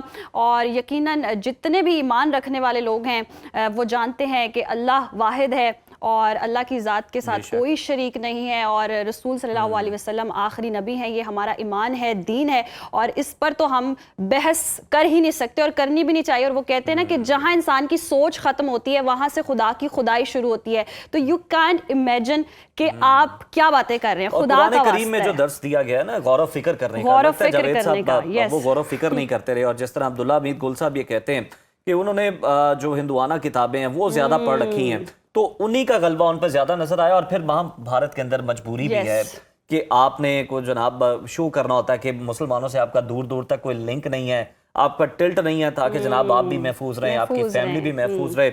आपको पता है मजहबी जनूनियत तो भारत के अंदर हिंदुत्व की कितनी गालिब आ चुकी हुई है और कुरान जो है मुकम्मल रहनुमाई है और हर सूरा में बयान किया गया। और सबसे खूबसूरत तो सूरह रहमान पढ़ लें तो आपको समझ आ जाएगी कि हर चीज़ में अल्लाह ताला ने, हर चीज़ में आपको खुदा नजर आएगा और नहीं नजर आता करते हैं कि जो शैतान के रास्ते पे हैं वो भी रहमान के रास्ते पे और सबका ईमान सेफ रहे, कोशिश करें, बस ईमान पे कायम रहे। अल्लाह हमारे ईमान को बरकरार रखे, कायम और दायम रखे। यहाँ वक्त हुआ ब्रेक का, देखते रहिए सुनो पाकिस्तान।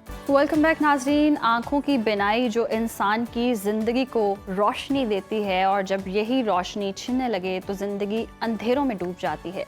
लाहौर जनरल अस्पताल में एक दहाई के तवील वक्फे के बाद कॉर्निया की पेवंदकारी का बाकायदा और कामयाब दोबारा आगाज़ कर दिया गया है। और अहम बात यह है कि ये पेवंदकारी आंखों के मुकम्मल ट्रांसप्लांट की नहीं बल्कि कॉर्निया यानी कि आंख के शफाफ हिस्से की पेवंदकारी है जो उन मरीज़ों के लिए की जाती है जिनकी बिनाई कॉर्निया की खराबी के बायस मुतासिर हो चुकी है।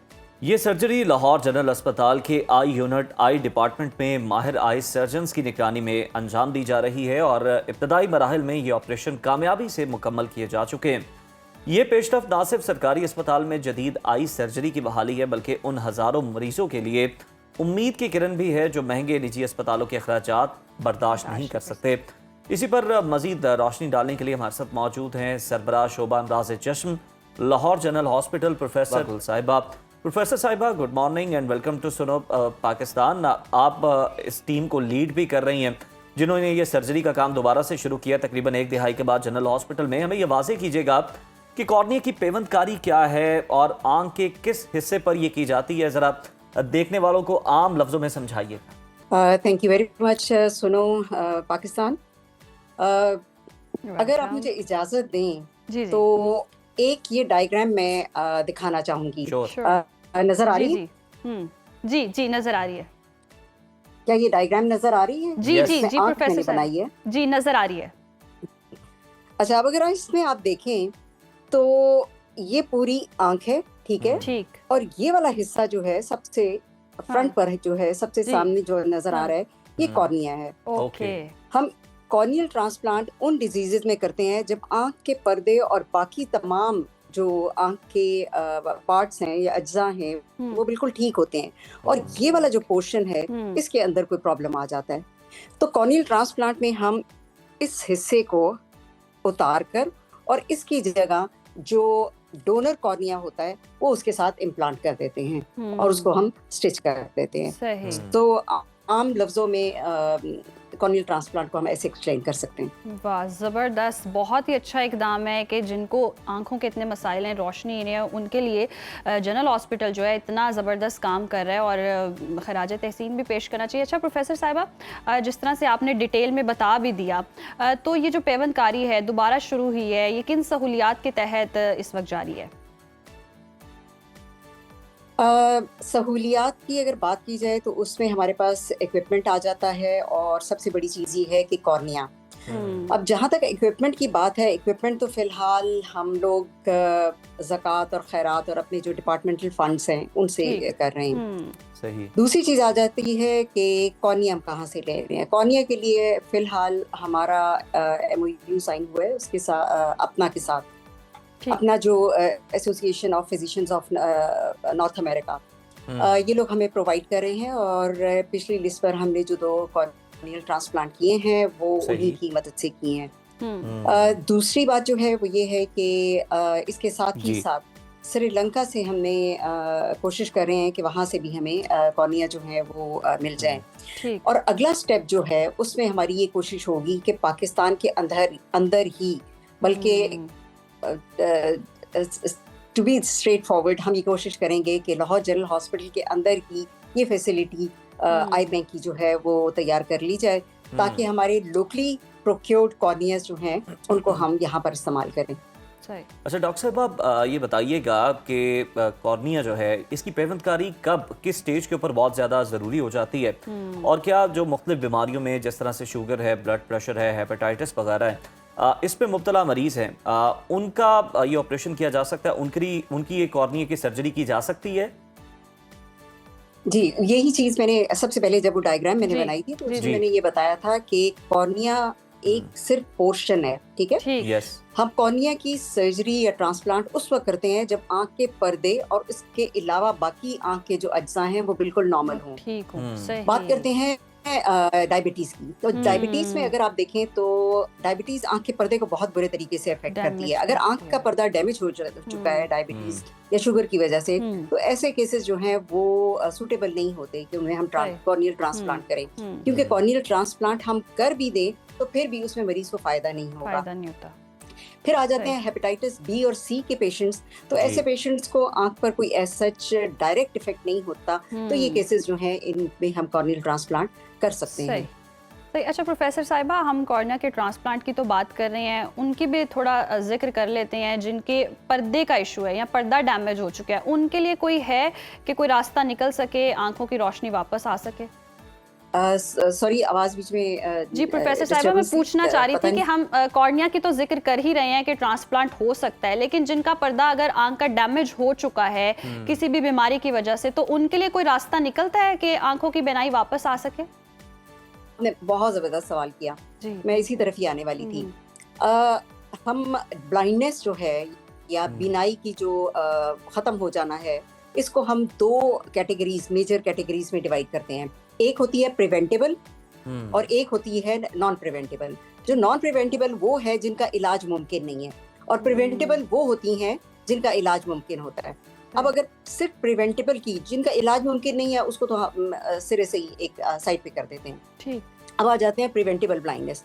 प्रिवेंटेबल ब्लाइंडनेस के अंदर तकरीबन 50% लोग वो हैं जिनको सफ़ेद मोतिया होता है या रिफ्रैक्टिव एरर, जिसको हम आम जबान में ये जो ऐनक वाली नजर की कमजोरी होती है, इनको हम ऐनक के साथ और कैटरेक्ट सर्जरी या मोती की सर्जरी के साथ करेक्ट कर सकते हैं। ये तकरीबन 50% हैं। दूसरे नंबर पर जो डिजीजेज आ रही हैं वो कॉर्नियल डिजीजेज हैं, और हमारे अस्पताल के अंदर, लाहौर जनरल हॉस्पिटल के अंदर, अल्लाह के करम की वजह से और मेरे से पहले जितने लोग, जितने सर्जन्स और जितने आई स्पेशलिस्ट आए हैं as head of the department, उन लोगों ने बहुत काम किया और आँख के पर्दे के हम इलाज कर रहे हैं, ऑक्यूलोप्लास्टिक हम यहाँ पर कर रहे हैं। मजे की बात यह है कि अभी ग्लोकोमा सर्जरी की स्पेशलाइजेशन पंजाब के अंदर लाहौर जनरल हॉस्पिटल पहला हॉस्पिटल है जहाँ पर स्टार्ट हुई है। अब इस वक्त जिस चीज़ की कमी थी, बाकी सारे इलाज हमारे पास हो रहे हैं। इवन के आँख के जो बच्चों के ट्यूमर्स हैं उनके भी हम इलाज कर रहे हैं। एक चीज की कमी थी कि कॉर्नियल ट्रांसप्लांट नहीं हो रहा था, और वो अब तमाम पूरी टीम की कोशिश की वजह से अब वो भी हम करने लगे हैं। तो जहाँ तक पर्दे की बात की, तो पर्दे का इलाज जहाँ पर हमारे पास माशाल्लाह काफी सारे स्पेशलिस्ट हैं जो कि आँख के पर्दे का भी इलाज करते हैं। ज़बरदस्त डॉक्टर साहब, और हम चाहते हैं कि ये मज़ीद एक्सपेंड भी हो आने वाले दिनों में ये सिलसिला, ताकि ज़्यादा से ज़्यादा लोग जो हैं वो इससे फ़ायदा हासिल कर सके। अच्छा, ये भी बता दीजिएगा कि कौन सी अद्वियात हैं जो कि सर्जरी से पहले आप लोग रेकमेंड करते हैं कि आप अगर यूज़ कर रहे हैं तो उसे यूज़ करना आप तर्क कर दें, बंद कर दें, या फिर कौन सी अद्वियात जो हैं वो आप इस्तेमाल करवाना शुरू करते हैं इससे पहले? देखिए, सर्जरी से पहले जो अद्वियात हम यूज़ करवा रहे होते हैं उनमें सिस्टेमिक डिजीज़ आती हैं, जैसे ब्लड प्रेशर है, ब्लड शुगर की, इनका तो कोई ताल्लुक नहीं है, ये तो बल्कि पेशेंट से कहा जाता है कि ज़रूर ले लें। आँख के लिए हम पहले एंटीबायोटिक्स या एंटी इन्फ्लेमेटरी जो सोजिश को कम करने के लिए या आंखों के जरासीमों को मारने के लिए इस्तेमाल होती हैं दवाइयाँ, वो हम 2-3 दिन पहले उनको स्टार्ट कर देते हैं, ताकि आंख के अंदर अगर कोई जरासीम है तो वो ख़त्म हो जाए। और उसके बाद भी यही ड्रग्स जो हैं ये हम आगे कंटिन्यू करते हैं। स्पेसिफिकली कोई ऐसी ड्रग नहीं है जिसको हमने बंद करवाना होता है। सही, बहुत ही अच्छा इकदाम। अच्छा प्रोफेसर साहिबा, ये जो आंखों के कॉर्निया के ट्रांसप्लांट की बात हो रही है, इसके पीछे थॉट क्या थी, कहाँ से इनिशिएट किया गया, कौन लोग हैं जिन्होंने इस चीज़ को सोचा और ज़रूरी समझा कि इस पर काम करना बहुत ज़्यादा ज़रूरी है, तो दोबारा से आगाज़ और कितना टाइम लगा? अच्छा, अगर तो कॉर्नियल ट्रांसप्लांट की बात की जाए तो दुनिया का पहला कॉर्नियल ट्रांसप्लांट 1905 में हुआ था। मजे की बात है। उसके बाद फिर फर्दर रिफाइनमेंट्स आती गई और अब तो इसके अंदर फर्दर एक तो पूरा का पूरा कॉर्निया होता है, इसके हम सेक्शंस, बहुत पतली पतली लेयर्स जो हैं उनको भी हम ट्रांसप्लांट कर रहे होते हैं। अब बात आ जाती है आइडिया की। आइडिया जो है वो आज से तकरीबन, अगर लाहौर जनरल हॉस्पिटल की आप बात करती हैं तो ये तकरीबन 4 साल पहले से इस पर काम हमने शुरू कर दिया था। और रीजन जो था वो यही था कि हम सब कुछ कर रहे हैं लेकिन सिर्फ कॉर्नियल ट्रांसप्लांट नहीं कर रहे। और तकरीबन 2003 का जो सर्वे था, मैं नेशनल सर्वे देख रही थी, उसमें तकरीबन 1.5 लाख ऐसे लोग थे जो कि कॉर्निया की डिजीजेस की वजह से ब्लाइंडनेस का शिकार थे। अब आप खुद ही पहले बात हो चुकी है कि ये ट्रीटेबल है डिजीज। सही। अब रीसेंट सर्वे में मैंने देखा तो उस पर पता चला ये तादाद कम होने की बजाय ज्यादा हो गई, 2.5 लाख। तो ये तो बहुत ज्यादा अलार्मिंग बात थी। फिर हमने इस पर डेफिनेटली हमने मींस की एक टीम होती है, it's not me, it's a team, जिन्होंने ये कोशिश की, शुरू किया कि इस पर हमने काम करना है। और बहुत से ऐसे अनसंग हीरोज हैं जो कि इसमें शामिल हैं और इन सब की मदद के साथ अल्लाह का शुक्र है। जरा ये भी बता दीजिएगा कि आमतौर पर कॉर्निया की जो पेवंदकारी है इस पर अगर प्राइवेट हॉस्पिटल से करवाया जाए तो कितना खर्च आ जाता है, और क्या लाहौर के जनरल अस्पताल की अगर हम बात करें तो ये ऑपरेशन महंगे इलाज के बगैर आम मरीजों के लिए मुमकिन बनाया गया? और आपने बताया कि नॉर्थ अमेरिका के जो डॉक्टर्स हैं वो तो साथ दे ही रहे हैं। ये भी बताइएगा कि गवर्नमेंट से आप क्या अपील करना चाहेंगे? गवर्नमेंट से हमारी अपील है, बल्कि हमारी सीएम मैडम मरियम नवाज जो हैं उन्होंने एक प्लान शुरू किया हुआ है जिसमें जितने ट्रांसप्लांट हैं इंक्लूडिंग कॉर्नियल ट्रांसप्लांट ये फ्री ऑफ कॉस्ट होंगे। अभी फिलहाल तो हम अपनी ही रिसोर्सेज यूज कर रहे हैं। तो मेरी ये रिक्वेस्ट होगी कि वो जो उनका इनिशिएटिव है वो लाहौर जनरल हॉस्पिटल यहाँ के मरीजों को भी उसका फ़ायदा पहुँचे। सही। अच्छा प्रोफेसर साहिबा, प्राइवेटली अगर हम देखें कोई इलाज करवाना चाहता है, ट्रांसप्लांट करवाना चाहता है तो क्या खर्च आता है, कितने का हो जाता है ये रफली? प्राइवेट की आप बात करिए? जी जनरल की।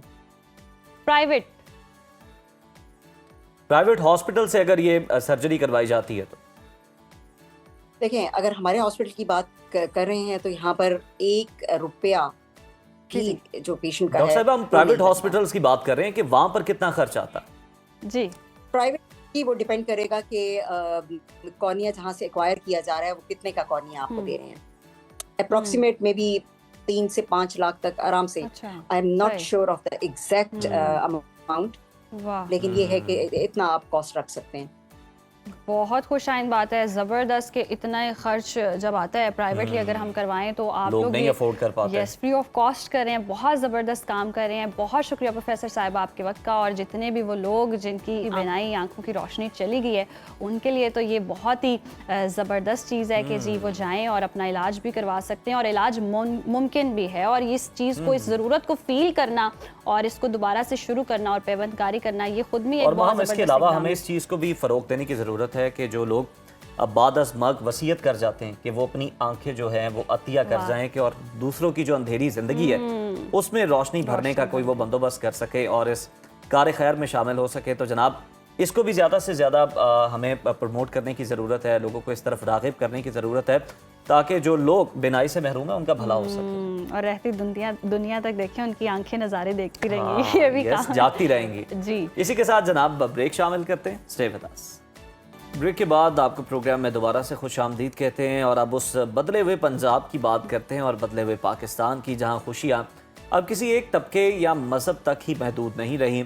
रवां साल दिसंबर का महीना पंजाब में एक नई तारीख रकम कर रहा है, जहां वज़ीर आला मरियम नवाज शरीफ के विजन के मुताबिक क्रिसमस की तकरीबात महज एक दिन नहीं बल्कि पूरे 12 दिन तक मनाई जा रही। बिल्कुल उज़ैर, और इसका सबसे जो खूबसूरत अक्स है वो हमें लाहौर के लिबर्टी चौक पर नज़र आ रहा है, जहां 42 फीट बुलंद क्रिसमस ट्री जो है वो नस्ब किया गया है। ये सिर्फ एक आराइशी दरख्त नहीं है, बल्कि ये पाकिस्तान के उस चेहरे की अक्कासी करता है जो रवादारी, बैनुल मज़ाहिब, हम आहंगी और बाहमी एहतराम पर यकीन रखता है। और वज़ीर आला पंजाब मरियम नवाज़ का समाजी राब्ते की वेबसाइट एक्स पर पैगाम भी इसी बात की तायद करता है कि अक़लियतें हमारे लिए उतनी ही मोहतरम हैं जितना कि कोई और शहरी।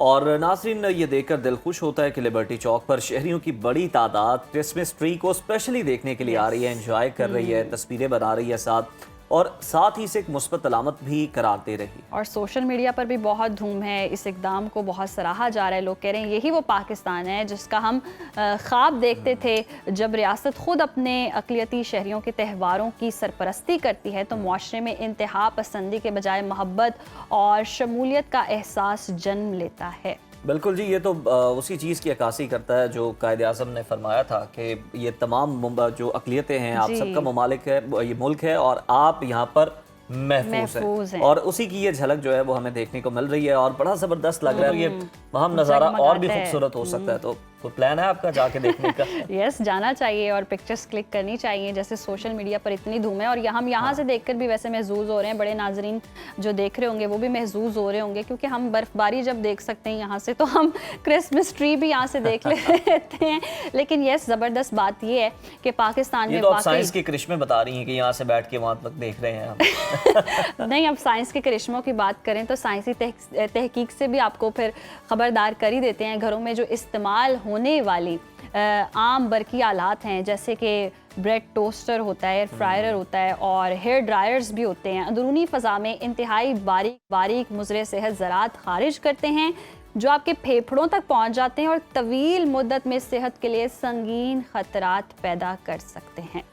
तहकीक के मुताबिक रिवायती ब्रेड टोस्टर सबसे ज़्यादा ख़तरनाक साबित हुआ, जो 1 मिनट में तकरीबन 1.73 खरब अल्ट्रा फाइन ज़रात खारिज करता है। ये ज़रात इतने छोटे हैं कि नाक इन्हें फ़िल्टर ही नहीं कर पाती और बाज़ सूरतों में ये बराह रास्त आपके खून में भी शामिल हो सकते हैं। बच्चों के लिए ख़तरा ख़ास तौर पर ज़्यादा है क्योंकि उनके फेफड़े छोटे और हसास होते हैं और ज़रात ज़्यादा देर तक जमा वहाँ पर रह सकते हैं। मुहक्किकीन का कहना है कि ज़रात के अखराज की बुनियादी वजह घरेलू आलात में मौजूद हरारती कॉइल्स और बरकी मोटर्स होती हैं और तहकीक में ये भी वाज़ेह हुआ कि ज़रात में तांबा, लोहा, एल्यूमिनियम और टाइटेनियम जैसी भारी धातें भी शामिल होती हैं जो मुमकिन तौर पर सेहत पर सोजिश और जहरीले असरात मुरतब कर सकती हैं। और तहकीकात ने ऐसे ज़रात को दमा, दिल की बीमारियां, ज़ियाबतीस और बाज़ इक़साम के कैंसर से भी जोड़ा है। और माहिरीन के मुताबिक घरेलू आलात के बेहतर डिज़ाइन, जदीद टेक्नोलॉजी और सख्त माहौलियाती क़वानीन के ज़रिए इन ख़तरनाक ज़रात में कमी लाई जा सकती है। और इनके मुताबिक अंदरूनी फ़ज़ाई आलूदगी को समझना ज़रूरी है ताकि घरों में ख़ास तौर पर बच्चों की सेहत के लिए जी बहुत ज़्यादा जो सेहतमंद ज़िंदगी है उनको यकीनी बनाया जा सके। तो वैसे एहतियाती करनी चाहिए। और अगर हम देखें तो पुराना दौर ही बेहतर था। जिस तरह के हालात हो रहे हैं, हर चीज़ जो हमारी आसानी और सहूलत के लिए बनी है वो उतनी ही हार्मफुल होती जा रही है। तो वो अच्छा दौर नहीं था। मिट्टी के बर्तन थे, लकड़ियों पे खाने पकते थे और मज़े से हम खाते थे और सेहत भी अच्छी होती थी। हम नहीं, लोग सच्चे होते थे। लोग सच्चे होते थे। वाकई वो दौर तो चला गया और जैसे जैसे हम टेक्नोलॉजी के दौर में जा रहे हैं उतने हमें थोड़े नुकसानात भी उठाने पड़ रहे हैं। तो बस सोच समझ कर टेक्नोलॉजी जो है वो स्पेस भी ले रही है, चाहे आपकी ज़िंदगी में हो चाहे पार्कों के अंदर हो, तो ये मसाइल तो बढ़ते ही जा रहे हैं। अब जब आप पार्कों की तरफ चले गए हैं तो हम पार्किंग की तरफ चले जाते हैं और देखते हैं कि जी प्रोग्राम क्या कर रहा है आगे।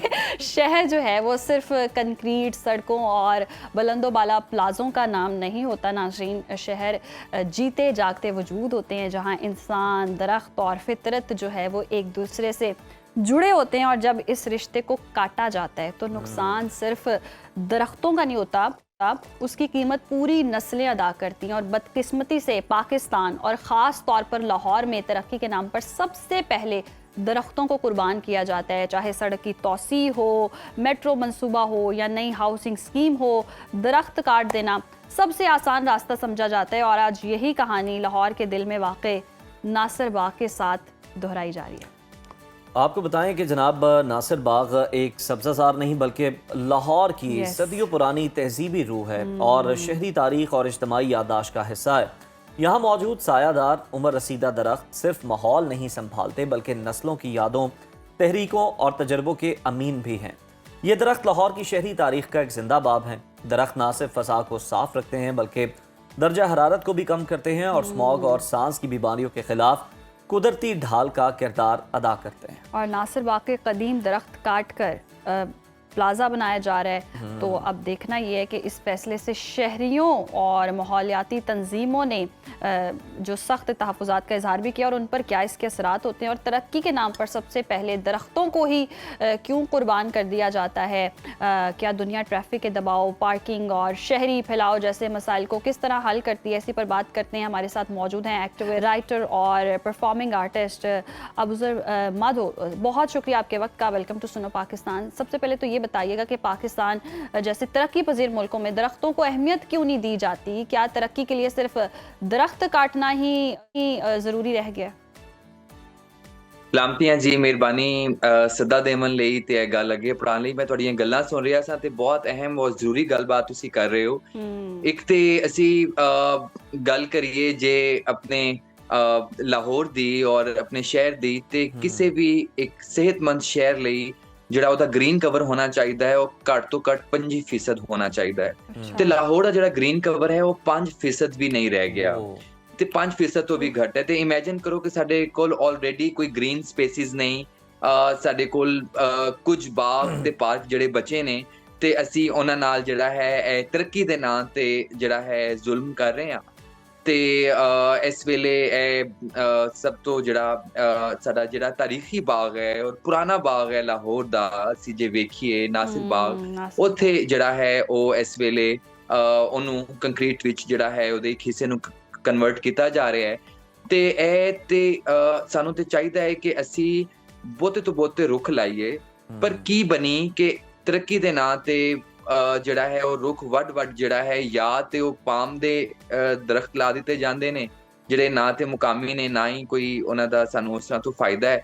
ਤੇ ਇਹ ਵੱਡਾ ਜ਼ੁਲਮ ਹੈ ਸ਼ਹਿਰ ਦੇ ਨਾਲ। ਦੂਜਾ, ਹੁਣ ਸਿਵਲ ਸੁਸਾਇਟੀ ਨੂੰ ਇਸ ਬਾਰੇ ਬਹੁਤ ਅਵੇਅਰ ਹੋਣ ਦੀ ਲੋੜ ਹੈ ਕਿ ਤਰੱਕੀ ਹੈ ਕੀ ਤਰੱਕੀ ਸਿਰਫ ਜਿਹੜਾ ਹੈ ਉਹ ਰੋਡ ਬਣਨ ਦਾ ਨਾ ਹੈ, ਕੀ ਤਰੱਕੀ ਸਿਰਫ ਪਲਾਜ਼ੇ ਬਣਨ ਦਾ ਨਾ ਹੈ।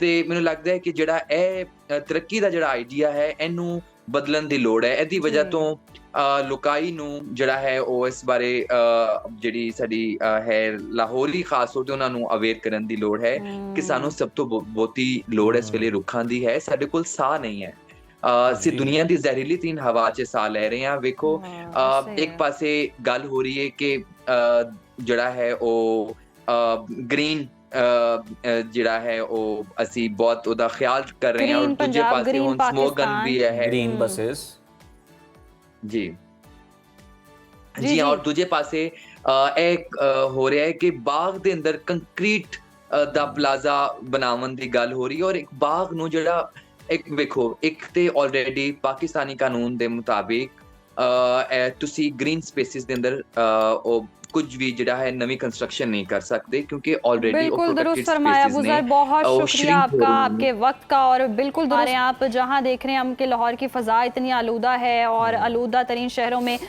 नंबर 1 पर आ रहा है। वहाँ हमें ज़रूरत है दरख्तों की, ग्रीनरी की, ताकि हम सांस ले सकें, हमारी फ़ज़ा साफ़ हो सके। और वाकई ये कैसी तरक्की है जब आपकी सेहत ही नहीं होगी, बीमारियाँ होंगी और लोग ही नहीं रहेंगे, सर्वाइव ही नहीं कर पाएंगे, तो फिर ये कैसी तरक्की है? कि ये नासिर बाग जो है इसकी तारीख अगर आप देखें तो बड़ी रिच है। यहाँ पर बहुत ज़बरदस्त तहरीकें चलती रही हैं, बड़े ज़बरदस्त यहाँ पे जलसे जुलूस भी होते रहे हैं। और मेरा यहाँ से भी रिसेंटली गुजरने का इत्तेफाक हुआ तो मुझे बड़ा अच्छा लगा कि जो जंगले हैं वो हटा दिए गए थे तो सड़क से एक बड़ा अच्छा व्यू नज़र आ रहा था आपको पार्क का।